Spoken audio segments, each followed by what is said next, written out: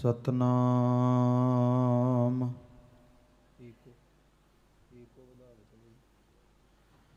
ਸਤਨਾਮ।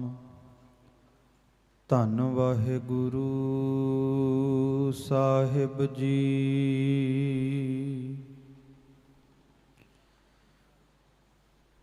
ਮਨ ਲੋਚੈ ਹਰਿ ਮਿਲਨ ਕੋ, ਕਿਉ ਦਰਸ਼ਨ ਪਾਈਆ। ਮੈਂ ਲਖ ਵਿੜਤੇ ਸਾਹਿਬਾ, ਜੇ ਬਿੰਦ ਬੁਲਾਈਆਂ। ਮੈਂ ਚਾਰੇ ਕੁੰਡਾ ਭਾਲੀਆਂ, ਤੁਧ ਜੇ ਵਡ ਨਾ ਸਾਈਆਂ। ਮੈਂ ਦਸਹੋ ਮਾਰਗ ਸੰਤ ਹੋ, ਕਿਉ ਪ੍ਰਭੂ ਮਿਲਾਈਆਂ। ਮੈਂ ਚਾਰੇ ਕੁੰਡਾ ਭਾਲੀਆਂ, ਤੁਧ ਜੇ ਵਡ ਨਾ ਸਾਈਆਂ। ਮੈਂ ਦਸਹੋ ਮਾਰਗ ਸੰਤ ਹੋ, ਕਿਉ ਪ੍ਰਭੂ ਮਿਲਾਈਆਂ। ਸਗਲ ਦਵਾਰ ਕਉ ਛਾਡ ਕੇ, ਗਹਿਓ ਤੁਹਾਰੋ ਦਵਾਰ। ਬਾਹੇ ਗਹੇ ਕੀ ਲਾਜ ਅਸ, ਗੋਬਿੰਦ ਦਾਸ ਤੁਹਾਰ। ਸਗਲ ਦਵਾਰ ਕਉ ਛਾਡ ਕੇ, ਗਹਿਓ ਤੁਹਾਰੋ ਦਵਾਰ। ਬਾਹੇ ਗਹੇ ਕੀ ਲਾਜ ਅਸ, ਗੋਬਿੰਦ ਦਾਸ ਤੁਹਾਰ। ਚਵਰ ਸ਼ਵਰ ਤਖਤ ਦੇ ਮਾਲਕ ਧੰਨ ਧੰਨ ਸਤਿਗੁਰੂ ਸ੍ਰੀ ਗੁਰੂ ਗ੍ਰੰਥ ਸਾਹਿਬ ਮਹਾਰਾਜ ਸੱਚੇ ਪਾਤਸ਼ਾਹ ਜੀ ਦੀ ਪਾਵਨ ਪਵਿੱਤਰ ਹਜ਼ੂਰੀ ਦੇ ਅੰਦਰ ਆਪ ਸਭ ਸਮੁੱਚੀ ਸੰਗਤ ਸਾਹਿਬ ਸਤਿਗੁਰੂ ਸ੍ਰੀ ਗੁਰੂ ਅੰਗਦ ਦੇਵ ਸੱਚੇ ਪਾਤਸ਼ਾਹ ਜੀ ਮਹਾਰਾਜ, ਧੰਨ ਧੰਨ ਸਤਿਗੁਰੂ ਸ੍ਰੀ ਗੁਰੂ ਅਰਜਨ ਦੇਵ ਸੱਚੇ ਪਾਤਸ਼ਾਹ ਜੀ ਮਹਾਰਾਜ, ਧੰਨ ਸਤਿਗੁਰੂ ਸ੍ਰੀ ਗੁਰੂ ਤੇਗ ਬਹਾਦਰ ਸਾਹਿਬ ਜੀ ਮਹਾਰਾਜ, ਤਿਨਾਂ ਦੇ ਪਾਵਨ ਪਵਿੱਤਰ ਪ੍ਰਕਾਸ਼ ਦਿਹਾੜਿਆਂ ਨੂੰ ਮੁੱਖ ਰੱਖਦਿਆਂ ਸਤਿਗੁਰੂ ਦੀ ਨਿੱਘੀ ਗੋਦ ਦਾ ਆਨੰਦ ਮਾਣ ਰਹੇ ਹੋ। ਆਓ ਆਪਾਂ ਸਤਿਗੁਰੂ ਦੇ ਜੀਵਨ ਦੇ ਵਿੱਚੋਂ ਕੁਝ ਕੇ ਜੀਵਨ ਸਾਖੀਆਂ ਦੀ ਵਿਚਾਰ ਕਰਕੇ, ਜਿਤਨਾ ਸਮਾਂ ਮਿਲਿਆ ਸ਼ਬਦ ਦੀ ਵਿਚਾਰ ਕਰਕੇ ਉਹ ਸਤਿਗੁਰੂ ਦੀ ਯਾਦ ਵਿੱਚ ਭਿੱਜ ਕੇ ਵੇਖੀਏ। ਇੰਨਾ ਕਿ ਖੁੱਭ ਕੇ ਸਤਿਗੁਰ ਦੀ ਯਾਦ ਵਿੱਚ ਵੇਖੀਏ ਕਿ ਸਾਡੀ ਰੂਹ ਨੂੰ ਸਤਿਗੁਰੂ ਦੀ ਬਖਸ਼ਿਸ਼ ਮਹਿਸੂਸ ਹੋਵੇ। ਕਿਉਂਕਿ ਜਦੋਂ ਵੀ ਗੁਰੂ ਗ੍ਰੰਥ ਸਾਹਿਬ ਦੀ ਹਜ਼ੂਰੀ ਦੇ ਅੰਦਰ ਸੰਗਤ ਜੁੜਦੀ ਹੈ, ਸਤਿਗੁਰੂ ਦੇ ਚਰਨਾਂ ਦਾ ਧਿਆਨ ਟਿਕਾਉਂਦੀ ਹੈ, ਸਤਿਗੁਰੂ ਨੂੰ ਯਾਦ ਕਰਦੀ ਹੈ, ਤੇ ਸੱਚ ਜਾਣਿਓ ਸਿੱਖ ਉਦੋਂ ਗੁਰੂ ਦੀ ਹਜ਼ੂਰੀ ਵਿੱਚ, ਗੁਰੂ ਦੇ ਦਰਬਾਰ ਦੇ ਵਿੱਚ ਇਕੱਲਾ ਨਹੀਂ ਬੈਠਿਆ ਹੁੰਦਾ। ਜਦੋਂ ਵੀ ਅਸੀਂ ਗੁਰੂ ਗ੍ਰੰਥ ਸਾਹਿਬ ਦੀ ਹਜ਼ੂਰੀ ਦੇ ਵਿੱਚ ਦਸਾਂ ਪਾਤਸ਼ਾਹੀਆਂ ਦੇ ਵਿੱਚੋਂ ਕਿਸੇ ਵੀ ਮਹਿਲ ਦੇ ਸਰੂਪ ਦਾ, ਕਿਸੇ ਵੀ ਪਾਤਸ਼ਾਹ ਦੇ ਸਰੂਪ ਦਾ ਧਿਆਨ ਟਿਕਾਉਂਦੇ ਆ, ਸੱਚ ਜਾਣਿਓ ਉਸ ਪਾਤਸ਼ਾਹ ਦਾ ਰਹਿਮਤਾਂ ਵਾਲਾ ਸਿਰ, ਸਾਡੇ ਰਹਿਮਤਾਂ ਵਾਲਾ ਹੱਥ ਸਾਡੇ ਸਿਰ ਤੇ ਟਿਕ ਜਾਂਦਾ ਹੈ। ਆਓ ਸਾਰੇ ਸਤਿਗੁਰਾਂ ਨੂੰ ਹਾਜ਼ਰ ਨਾਜ਼ਰ ਜਾਣਦੇ ਹੋਏ ਸਭ ਤੋਂ ਪਹਿਲਾਂ ਦੋਵੇਂ ਹੱਥ ਜੋੜ ਕਰਕੇ ਸਤਿਗੁਰੂ ਗੁਰੂ ਗ੍ਰੰਥ ਸਾਹਿਬ ਨੂੰ ਨਮਸਕਾਰ ਕਰੀਏ। ਬੇਨਤੀ ਹੈ ਦੋਵੇਂ ਹੱਥ ਜੋੜ ਕੇ ਸਤਿਗੁਰਾਂ ਨੂੰ ਸੀਸ ਝੁਕਾਉਂਦੇ ਹੋਏ ਪਿਆਰ ਸਹਿਤ ਉਚਾਰਨ ਕਰੋ ਜੀ, ਵਾਹਿਗੁਰੂ ਜੀ ਕਾ ਖਾਲਸਾ, ਵਾਹਿਗੁਰੂ ਜੀ ਕੀ ਫਤਿਹ। ਖਾਲਸਾ ਜੀ, ਸਤਿਗੁਰੂ ਗੁਰੂ ਗੋਬਿੰਦ ਸਿੰਘ ਮਹਾਰਾਜ ਕਲਗੀਧਰ ਪਾਤਸ਼ਾਹ ਜੀ ਦੇ ਮੁਬਾਰਕ ਬੋਲ ਨੇ ਸ਼੍ਰੀ ਸਰਬਲੋ ਗ੍ਰੰਥ ਸਾਹਿਬ ਦੀ ਬਾਣੀ ਦੇ ਅੰਦਰ ਕਿ ਕਰਨ ਧਾਰ ਸਤ ਗੁਰ ਮਮ ਕਹੀਅਤ, ਗੁਰ ਨਾਨਕ ਗੁਰ ਅੰਗਦ ਧਾਰੇ। ਸਤਿਗੁਰੂ ਗੁਰੂ ਗੋਬਿੰਦ ਸਿੰਘ ਕਹਿੰਦੇ ਆ, ਇਸ ਸੰਸਾਰ ਦੇ ਤਖਤੇ ਦੇ ਉੱਤੇ ਜੋ ਦਿਆਲੂ ਕਿਰਪਾਲੂ ਅਕਾਲ ਪੁਰਖ ਵਾਹਿਗੁਰੂ ਪਰਮਾਤਮਾ ਹੈ, ਜੋ ਕਰਨ ਧਾਰ ਸਦ ਗੁਰ ਮਮ ਕਹੀਅਤ, ਜਿਸ ਨੂੰ ਮੈਂ ਇਸ ਗੱਲ ਦਾ ਦਾਅਵਾ ਕਰਦਾ ਕਿ ਮੇਰੇ ਜਿਤਨੇ ਵੀ ਕਾਰਜ ਨੇ ਉਹ ਸਾਰੇ ਕਾਰਜਾਂ ਨੂੰ ਸਫਲ ਕਰਨ ਵਾਲਾ ਉਹ ਅਕਾਲ ਪੁਰਖ ਹੈ। ਕਲਗੀਧਰ ਜੀ ਕਹਿੰਦੇ ਉਹ ਅਕਾਲ ਪੁਰਖ ਵਾਹਿਗੁਰੂ ਗੁਰੂ ਨਾਨਕ ਦੇ ਰੂਪ ਦੇ ਵਿੱਚ ਪ੍ਰਗਟ ਹੋਇਆ। ਉਸ ਤੋਂ ਬਾਅਦ ਐਸੀ ਖੇਡ ਵਾਪਰੀ ਕਿ ਅਕਾਲ ਪੁਰਖ ਵਾਹਿਗੁਰੂ ਪਰਮਾਤਮਾ ਦੀ ਜੋ ਜੋਤ ਧੰਨ ਗੁਰੂ ਨਾਨਕ ਦੇ ਰੂਪ ਵਿੱਚ ਪ੍ਰਗਟ ਹੋਈ, ਉਹੀ ਜੋਤ ਨੇ ਫਿਰ ਗੁਰੂ ਅੰਗਦ ਸਾਹਿਬ ਦਾ ਰੂਪ ਧਾਰਨ ਕਰ ਲਿਆ, ਕੋਈ ਫਰਕ ਨਾ ਰਿਹਾ। ਪਰ ਸਤਿਗੁਰੂ ਗੁਰੂ ਗੋਬਿੰਦ ਸਿੰਘ ਜੀ ਨੂੰ ਪੁੱਛਿਆ ਕਿ ਜਦੋਂ ਗੁਰੂ ਨਾਨਕ ਦੇ ਰੂਪ ਦੇ ਵਿੱਚ ਜੋਤ ਪ੍ਰਗਟ ਹੋਈ ਹੈ, ਉਸ ਜੋਤ ਨੂੰ 10 ਜਾਮੇ ਧਾਰਨ ਕਰਨ ਦੀ ਲੋੜ ਕਿਉਂ ਪਈ? ਪਹਿਲਾ ਜਾਮਾ ਗੁਰੂ ਨਾਨਕ ਦਾ, ਬਾਕੀ 9 ਜਾਮੇ ਗੁਰੂ ਅੰਗਦ ਸਾਹਿਬ ਤੋਂ ਲੈ ਕੇ ਗੁਰੂ ਗੋਬਿੰਦ ਸਿੰਘ ਜੀ ਤੱਕ। ਇੱਕ ਡਾਕਟਰ ਮਜੀਬ ਹੋਏ ਨੇ ਇਸਲਾਮ ਮਤ ਦੇ, ਉਹਨਾਂ ਨੇ ਇੱਕ ਗੱਲ ਬਹੁਤ ਸੋਹਣੀ ਕਹੀ ਸੀ। ਕਹਿੰਦੇ ਗੁਰੂ ਨਾਨਕ ਦੇ ਘਰ ਦੇ ਵਿੱਚ ਜਿੰਨੇ ਸਾਫ਼ ਸੁਥਰੇ ਸਿੱਧੇ ਢੰਗ ਦੇ ਨਾਲ ਧਰਮ ਦੀ ਵਿਆਖਿਆ ਕੀਤੀ ਗਈ ਹੈ, ਹੋਰ ਕਿਸੇ ਵੀ ਮਜ਼ਹਬ ਦੇ ਵਿੱਚ ਇਤਨੀ ਸੋਹਣੀ ਬਖੂਬੀ ਢੰਗ ਦੇ ਨਾਲ ਕੀਤੀ ਵਿਆਖਿਆ ਨਹੀਂ ਮਿਲਦੀ। ਕਹਿੰਦੇ ਕਿੰਨਾ ਸੋਹਣੇ ਤਰੀਕੇ ਦੇ ਨਾਲ ਗੁਰੂ ਨਾਨਕ ਸਾਹਿਬ ਮਹਾਰਾਜ ਦੀ ਅਗੰਮੀ ਜੋਤ ਨੇ, ਗੁਰੂ ਨਾਨਕ ਦੇ ਇਸ ਘਰ ਨੇ ਕਿੰਨੇ ਸੋਹਣੇ ਢੰਗ ਦੇ ਨਾਲ ਸਾਨੂੰ ਕਿਰਤ ਕਰਨ ਦਾ ਨਵੇਕਲਾ ਢੰਗ ਸਿਖਾਇਆ। ਦੂਸਰਾ ਨਾਮ ਜਪਣ ਦਾ ਢੰਗ ਸਿਖਾਇਆ। ਤੀਸਰਾ ਵੰਡ ਕੇ ਛਕਣ ਦਾ ਢੰਗ ਸਿਖਾਇਆ। ਡਾਕਟਰ ਮਜੀਬ ਕਹਿੰਦਾ ਇਹ ਵਿਆਖਿਆ ਤਾਂ ਹੋਈ ਕਿ ਗੁਰੂ ਨਾਨਕ ਨੇ ਸਿੱਖਾਂ ਨੂੰ ਉਪਦੇਸ਼ ਨਹੀਂ ਕੀਤਾ, ਗੁਰੂ ਨਾਨਕ ਨੇ ਖੁਦ ਸਿੱਖ ਬਣ ਕੇ ਆਪਣੇ ਜੀਵਨ ਵਿੱਚ ਉਹਨਾਂ ਉਪਦੇਸ਼ਾਂ ਨੂੰ ਕਮਾਇਆ, ਤੇ ਜਿਨ੍ਹਾਂ ਨੇ ਗੁਰੂ ਨਾਨਕ ਦੇ ਜੀਵਨ ਵਿੱਚ ਉਹ ਉਪਦੇਸ਼ ਵੇਖੇ, ਬਸ ਉਹਨਾਂ ਦੇ ਜੀਵਨ ਵਿੱਚ ਵੀ ਉਹ ਨਾਮ ਦੀ ਰੰਗਤ ਚੜ੍ਹ ਗਈ। ਕਲਗੀਧਰ ਜੀ ਕਹਿੰਦੇ ਗੁਰੂ ਨਾਨਕ ਦੀ ਜੋਤ ਨੂੰ ਗੁਰੂ ਅੰਗਦ ਸਾਹਿਬ ਦਾ ਰੂਪ ਇਸ ਲਈ ਧਾਰਨ ਕਰਨਾ ਪਿਆ ਕਿ ਆਮ ਲੋਕਾਂ ਨੂੰ ਦੱਸਿਆ ਜਾਵੇ ਵੀ ਸਿੱਖ ਕਿਵੇਂ ਬਣਿਆ ਜਾ ਸਕਦਾ ਹੈ। ਸਤਿਗੁਰੂ ਗੁਰੂ ਗੋਬਿੰਦ ਸਿੰਘ ਜੀ ਨੇ ਇੱਕ ਦਿਨ ਬਚਨ ਕੀਤੇ ਅਨੰਦਪੁਰ ਦੀ ਧਰਤੀ ਤੇ, ਕਹਿੰਦੇ ਗੁਰੂ ਅੰਗਦ ਜੈਸਾ ਸਿੱਖ ਨਾ ਹੋਇਆ, ਟਹਿਲਿਆ ਨਾ ਕੋਈ ਅਮਰਦਾਸ ਜਿਹਾ ਬਣ ਖੜੋਇਆ। ਕਿ ਗੁਰੂ ਅੰਗਦ ਦੇਵ ਸੱਚੇ ਪਾਤਸ਼ਾਹ ਵਰਗਾ ਦੁਨੀਆ ਤੇ ਕੋਈ ਸਿੱਖ ਨਹੀਂ।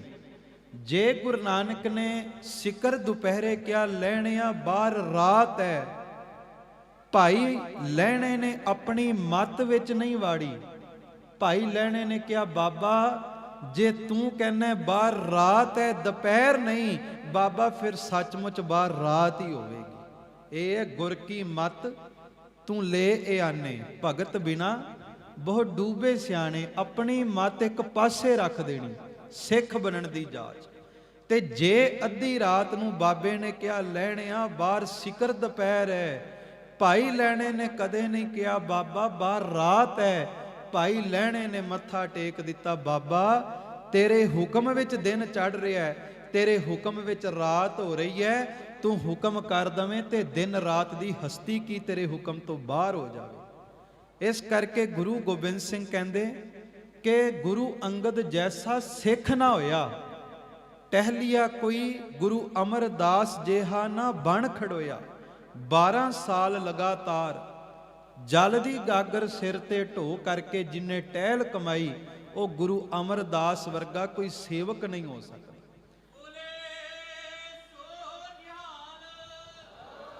ਕਿਉਂਕਿ ਇੱਕ ਤਾਂ ਗੁਰੂ ਘਰ ਦੀ ਸੇਵਾ ਹੈ, ਪਰ ਇੱਕ ਗੁਰੂ ਨੂੰ ਹਾਜ਼ਰ ਜਾਣ ਕੇ ਗੁਰੂ ਦੀ ਸੇਵਾ ਹੈ। ਜਲ ਭਰਨ ਲਈ ਜਾਣਾ ਤੇ ਪੁੱਠੇ ਪੈਰੀ ਜਾਣਾ ਕਿ ਗੁਰੂ ਵੱਲ ਮੇਰੀ ਪਿੱਠ ਨਾ ਹੋ ਜਾਵੇ। ਇਸ ਕਰਕੇ ਗੁਰੂ ਅਮਰਦਾਸ ਵਰਗਾ ਟਹਿਲਿਆ ਕੋਈ ਨਹੀਂ। ਤੇ ਅੱਗੇ ਸਤਿਗੁਰੂ ਕਲਗੀਧਰ ਜੀ ਕਹਿੰਦੇ ਸਾਕ ਨਹੀਂ ਰਾਮਦਾਸ ਜੈਸਾ, ਪੁੱਤਰ ਨਹੀਂ ਗੁਰੂ ਅਰਜਨ ਵੈਸਾ। ਕਹਿੰਦੇ ਜੇ ਕਿਸੇ ਨੇ ਸਾਕ ਵੇਖਣਾ ਹੋਵੇ, ਗੁਰੂ ਘਰ ਦੇ ਵਿੱਚ ਰਿਸ਼ਤਿਆਂ ਦੀ ਨਿਮਰਤਾ ਵੇਖਣੀ ਹੋਵੇ, ਤੇ ਗੁਰੂ ਰਾਮਦਾਸ ਉਸ ਸਾਕ ਦੀ ਰਿਸ਼ਤੇ ਦੀ ਗਵਾਹੀ ਭਰਦੇ ਆ। ਗੁਰੂ ਘਰ ਦੇ ਜਵਾਈ ਹੋ ਕਰਕੇ ਵੀ ਰਿਸ਼ਤੇ ਦਾ ਮਾਣ ਨਹੀਂ, ਹਰ ਪਲ ਗਾਰ ਦੇ ਨਾਲ ਆਪਣੇ ਵਸਤਰਾਂ ਨੂੰ, ਆਪਣੇ ਕੱਪੜਿਆਂ ਨੂੰ ਹਰ ਪਲ ਭਰੀ ਰੱਖਦੇ ਆ। ਤੇ ਇਹ ਗੱਲ ਦੱਸਦੇ ਆ ਕਿ ਬੰਦਿਆ, ਗੁਰੂ ਘਰ ਵਿੱਚ ਰਿਸ਼ਤੇ ਸਾਕ ਸੰਬੰਧ ਇੱਕ ਪਾਸੇ ਰੱਖ ਕੇ ਆਈ। ਗੁਰੂ ਨਾਨਕ ਦੇ ਘਰ ਵਿੱਚ ਜਿੱਦਣ ਤੂੰ ਗੁਰੂ ਨਾਨਕ ਦਾ ਕੂਕਰ ਬਣ ਕੇ ਸੇਵਾ ਕਰੇਗਾ, ਚੇਤੇ ਰੱਖੀ ਦੁਨੀਆ ਦੇ ਛਤਰ ਤੇਰੇ ਸਿਰ ਤੇ ਝੁੱਲ ਜਾਣਗੇ। ਖਾਲਸਾ ਜੀ। ਤੇ ਚੌਥਾ ਬਚਨ ਗੁਰੂ ਗੋਬਿੰਦ ਸਿੰਘ ਜੀ ਨੇ ਕੀਤਾ, ਪੁੱਤਰ ਨਹੀਂ ਗੁਰੂ ਅਰਜਨ ਵੈਸਾ। 3 ਪੁੱਤਰ ਨੇ ਗੁਰੂ ਰਾਮਦਾਸ ਦੇ, ਪਰ ਪ੍ਰਿਥੀ ਚੰਦ ਮਹਾਦੇਵ ਦਾ ਸੁਭਾਅ ਵੱਖਰਾ ਹੈ। ਪਰ ਗੁਰੂ ਅਰਜਨ ਦੇਵ ਦਾ ਸੁਭਾਅ ਐਸਾ ਹੈ, ਭਾਵੇਂ ਗੁਰੂ ਰਾਮਦਾਸ ਦੇ ਘਰ ਵਿੱਚ ਪੁੱਤਰ ਰੂਪ ਵਿੱਚ ਜਨਮੇ, ਪਰ ਗੁਰੂ ਰਾਮਦਾਸ ਦੀ ਸੇਵਾ ਇੱਕ ਭਗਤ ਤੋਂ ਵੱਧ ਹੋ ਕੇ ਕੀਤੀ ਹੈ। ਗੁਰੂ ਰਾਮਦਾਸ ਦੀ ਭਗਤੀ ਇੱਕ ਭਗਤ ਤੋਂ ਵੱਧ ਹੋ ਕੇ ਕੀਤੀ ਹੈ। ਪਰ ਮੈਂ ਧੰਨ ਗੁਰੂ ਅੰਗਦ ਸਾਹਿਬ ਜੀ ਦੇ ਜੀਵਨ ਤੋਂ ਆਰੰਭ ਕਰਾਂ, ਕਿਉਂਕਿ ਆਪਾਂ ਪੰਛੀ ਝਾਤ ਸਾਰੇ ਗੁਰੂ ਸਾਹਿਬਾਂ ਦੇ ਜੀਵਨ ਤੇ ਪਾਵਾਂਗੇ। ਧੰਨ ਗੁਰੂ ਅੰਗਦ ਸਾਹਿਬ ਜੀ, ਧੰਨ ਗੁਰੂ ਅਰਜਨ ਦੇਵ ਜੀ, ਧੰਨ ਧੰਨ ਸਤਿਗੁਰੂ ਸ੍ਰੀ ਗੁਰੂ ਤੇਗ ਬਹਾਦਰ ਸਾਹਿਬ ਜੀ। ਸਤਿਗੁਰੂ ਗੁਰੂ ਗੋਬਿੰਦ ਸਿੰਘ ਜੀ ਦੇ ਦਰਬਾਰ ਦੇ ਅੰਦਰ ਭਾਈ ਸਾਹਿਬ ਭਾਈ ਨੰਦ ਲਾਲ ਸਾਹਿਬ ਜੀ ਨੂੰ ਧੰਨ ਗੁਰੂ ਅੰਗਦ ਸਾਹਿਬ ਦੇ ਨਾਮ ਦੀ ਵਡਿਆਈ ਕਰਨ ਵਾਸਤੇ ਕਿਹਾ। ਤੇ ਉਹਨਾਂ ਨੇ ਕਿਹਾ, ਗੁਰੂ ਅੰਗਦ ਆ ਮਰਸ਼ਦਲ ਆਲੀਮ ਜ਼ ਫੈਜ਼ ਅਹਦ ਰਹਿਮਤੁਲ ਮਜ਼ਨਬੀਨ। ਧੰਨ ਗੁਰੂ ਅੰਗਦ ਸਾਹਿਬ ਜੀ ਦੀ ਵਡਿਆਈ ਵਿੱਚ ਭਾਈ ਨੰਦ ਲਾਲ ਜੀ ਨੇ ਕਿਹਾ, ਸਿੱਖੋ, ਧੰਨ ਗੁਰੂ ਅੰਗਦ ਸਾਹਿਬ ਸੱਚਾ ਪਾਤਸ਼ਾਹ ਕੋਈ ਆਮ ਸ਼ਰੀਰ ਨਹੀਂ, ਬਲਕਿ ਉਹ ਦੋਹਾਂ ਜਹਾਨਾਂ ਦੀ ਬਖਸ਼ਿਸ਼ਾਂ ਦਾ ਮਾਲਕ ਬਣ ਚੁੱਕਿਆ ਹੈ। ਦੂਸਰਾ ਬਚਨ ਕੀਤਾ ਕਿ ਧੰਨ ਗੁਰੂ ਅੰਗਦ ਸਾਹਿਬ ਜਿੱਥੇ ਦੋਹਾਂ ਜਹਾਨਾਂ ਦੀ ਬਖਸ਼ਿਸ਼ਾਂ ਦਾ ਮਾਲਕ ਹੈ, ਭਾਵ ਲੋਕ ਤੇ ਪਰਲੋਕ। ਲੋਕ ਦੇ ਵਿੱਚ ਰਹਿਣ ਵਾਸਤੇ ਸੰਸਾਰਿਕ ਸੁੱਖ ਚਾਹੀਦਾ ਹੈ, ਪਰਲੋਕ ਵਿੱਚ ਰਹਿਣ ਵਾਸਤੇ ਆਤਮਿਕ ਸੁੱਖ ਚਾਹੀਦਾ ਹੈ। ਭਾਈ ਨੰਦ ਲਾਲ ਸਾਹਿਬ ਕਹਿੰਦੇ, ਤੂੰ ਇੱਕ ਵਾਰ ਪਿਆਰ ਨਾਲ ਧੰਨ ਗੁਰੂ ਅੰਗਦ ਸਾਹਿਬ, ਧੰਨ ਗੁਰੂ ਅੰਗਦ ਸਾਹਿਬ ਕਹਿ ਕੇ ਵੇਖੀ, ਤੂੰ ਦੁਨੀਆ ਦੇ ਸੁੱਖਾਂ ਦੀ ਗੱਲ ਕਰਦਾ, ਗੁਰੂ ਅੰਗਦ ਸਾਹਿਬ ਦਾ ਨਾਮ ਉਸ ਪਰਲੋਕ ਦੇ ਸੁੱਖ ਵੀ ਤੇਰੀ ਝੋਲੀ ਵਿੱਚ ਪਾ ਦੇਵੇਗਾ। ਸਤਿਗੁਰੂ ਦੀ ਵਡਿਆਈ ਵਿੱਚ ਅੱਗੇ ਲਿਖਿਆ, ਜ਼ੋ ਫੈਜ਼ ਅਹਲ ਰਹਿਮਤੁਲ ਮਜ਼ਨਬੀਨ, ਕਿ ਧੰਨ ਗੁਰੂ ਅੰਗਦ ਸਾਹਿਬ ਜੀ ਦਾ ਨਾਮ ਉਹ ਐਸੀ ਬਖਸ਼ਿਸ਼ਾਂ ਦਾ ਮਾਲਕ ਹੈ ਕਿ ਵੱਡੇ ਤੋਂ ਵੱਡਾ ਸੰਕਟ ਆ ਜਾਵੇ ਜੀਵਨ ਦੇ ਵਿੱਚ, ਵੱਡੇ ਤੋਂ ਵੱਡੀ ਤਕਲੀਫ ਆ ਜਾਵੇ, ਮੁਸ਼ਕਲ ਆ ਜਾਵੇ, ਘਬਰਾਈ ਨਾ। ਤੂੰ ਭਿੱਜ ਕੇ ਚੌਂਕੜਾ ਲਾ ਕੇ ਗੁਰੂ ਅੰਗਦ ਸਾਹਿਬ ਨੂੰ ਨਾਮ ਨਾਲ ਪੁਕਾਰੀ। ਧੰਨ ਗੁਰੂ ਅੰਗਦ ਸਾਹਿਬ ਵੱਡੀ ਤੋਂ ਵੱਡੀ ਮੁਸ਼ਕਲ ਨੂੰ, ਵੱਡੇ ਤੋਂ ਵੱਡੇ ਸੰਕਟ ਨੂੰ ਇੱਕ ਖਿਣ ਦੇ ਵਿੱਚ ਦੂਰ ਕਰ ਦੇਣਗੇ। ਉਹ ਸਤਿਗੁਰੂ ਗੁਰੂ ਅੰਗਦ ਸਾਹਿਬ ਦੇ ਨਾਮ ਵਿੱਚ ਤਾਕਤ ਹੈ। ਪਰ ਵੇਖੋ ਕਿ ਗੁਰੂ ਨਾਨਕ ਦੇ ਘਰ ਦੀ ਬਖਸ਼ਿਸ਼ ਜਦੋਂ ਕਿਸੇ ਦੇ ਸਿਰ ਤੇ ਧਰਿੰਦੀ ਹੈ, ਉਹਦੀ ਵਿਧੀ ਕਿੰਨੇ ਸੋਹਣੇ ਢੰਗ ਦੇ ਨਾਲ ਬਣਦੀ ਹੈ। ਕਿ ਗੁਰੂ ਦਾ ਜੋ ਬਚਨ ਹੁੰਦਾ ਹੈ ਨਾ, ਉਹ ਬਚਨ ਕੇਵਲ ਇੱਕ ਸਮੇਂ ਤੱਕ ਨਹੀਂ ਹੁੰਦਾ, ਇੱਕ ਪੀੜ੍ਹੀ ਤੱਕ ਨਹੀਂ ਹੁੰਦਾ। ਗੁਰੂ ਨਾਨਕ ਦੇ ਘਰ ਦੇ ਵਿੱਚੋਂ ਜੇ ਕੋਈ ਗੁਰਮੁਖ ਵੀ ਬਚਨ ਕਰ ਦਵੇ, ਉਹ ਬਚਨ ਦਾ ਸੁੱਖ ਕਈ ਪੀੜ੍ਹੀਆਂ ਨੂੰ ਤਾਰ ਦਿੰਦਾ, ਕਈ ਕੁਲਾਂ ਨੂੰ ਤਾਰ ਦਿੰਦਾ ਹੈ। ਕਹਿੰਦੇ ਸਤਿਗੁਰੂ ਗੁਰੂ ਅੰਗਦ ਸਾਹਿਬ ਸੱਚੇ ਪਾਤਸ਼ਾਹ ਜੀ ਦੇ ਜੋ ਪਿਤਾ ਜੀ ਨੇ ਬਾਬਾ ਫੇਰੂ ਮੱਲ ਜੀ, ਇਹ 4 ਭਰਾ ਸਨ, ਭਾਈ ਰਜਾਨੀ ਮੱਲ, ਭਾਈ ਗੋਹਈਆ ਮੱਲ, ਭਾਈ ਫੇਰੂ ਮੱਲ, ਭਾਈ ਅਥਰੀ ਮੱਲ। ਕਹਿੰਦੇ ਸਤਿਗੁਰੂ ਗੁਰੂ ਅੰਗਦ ਸਾਹਿਬ ਜੀ ਦੇ ਜਿਹੜੇ ਪਿਤਾ ਜੀ ਨੇ ਬਾਬਾ ਫੇਰੂ ਮੱਲ ਜੀ, ਇਹਨਾਂ ਦੇ ਨਾਨਕੇ ਨੇ ਮੱਤੇ ਦੀ ਸਰਾਂ, ਤੇ ਦਾਦਕੇ ਇਹਨਾਂ ਦੇ ਵਸਦੇ ਨੇ ਜ਼ਿਲ੍ਹਾ ਗੁਜਰਾਤ ਦਾ ਇੱਕ ਬਹੁਤ ਵੱਡਾ ਪਿੰਡ ਸੀ ਮੰਗੋਵਾਲ। ਇਹਨਾਂ ਦੇ ਦਾਦਾ ਜੀ ਬਾਬਾ ਸੂਰਜ ਮੱਲ ਤੇ ਬਾਬਾ ਗਹਿਣੂ ਮੱਲ, ਉਹ ਬਾਬਾ ਫੇਰੂ ਮੱਲ ਦੇ ਪਿਤਾ ਜੀ ਆ। ਬਾਬਾ ਫੇਰੂ ਮੱਲ ਦੇ ਦਾਦਕੇ ਨੇ ਮੰਗੋਵਾਲ ਤੇ ਨਾਨਕੇ ਨੇ ਮੱਤੇ ਦੀ ਸਰਾਂ। ਕਹਿੰਦੇ ਜਿਹੜੇ ਇਹਨਾਂ ਦੇ ਪਿਤਾ ਜੀ ਸਨ, ਉਹ ਦੁਕਾਨਦਾਰੀ ਕਰਿਆ ਕਰਦੇ ਸਨ, ਵਪਾਰ ਕਰਿਆ ਕਰਦੇ ਸਨ। ਕਹਿੰਦੇ ਵਪਾਰ ਦੇ ਕਾਰਨ ਉਹਨਾਂ ਨੂੰ ਮੱਤੇ ਦੀ ਸਰਾਂ ਬਾਰ-ਬਾਰ ਜਾਣਾ ਪਿਆ ਕਰਦਾ ਸੀ।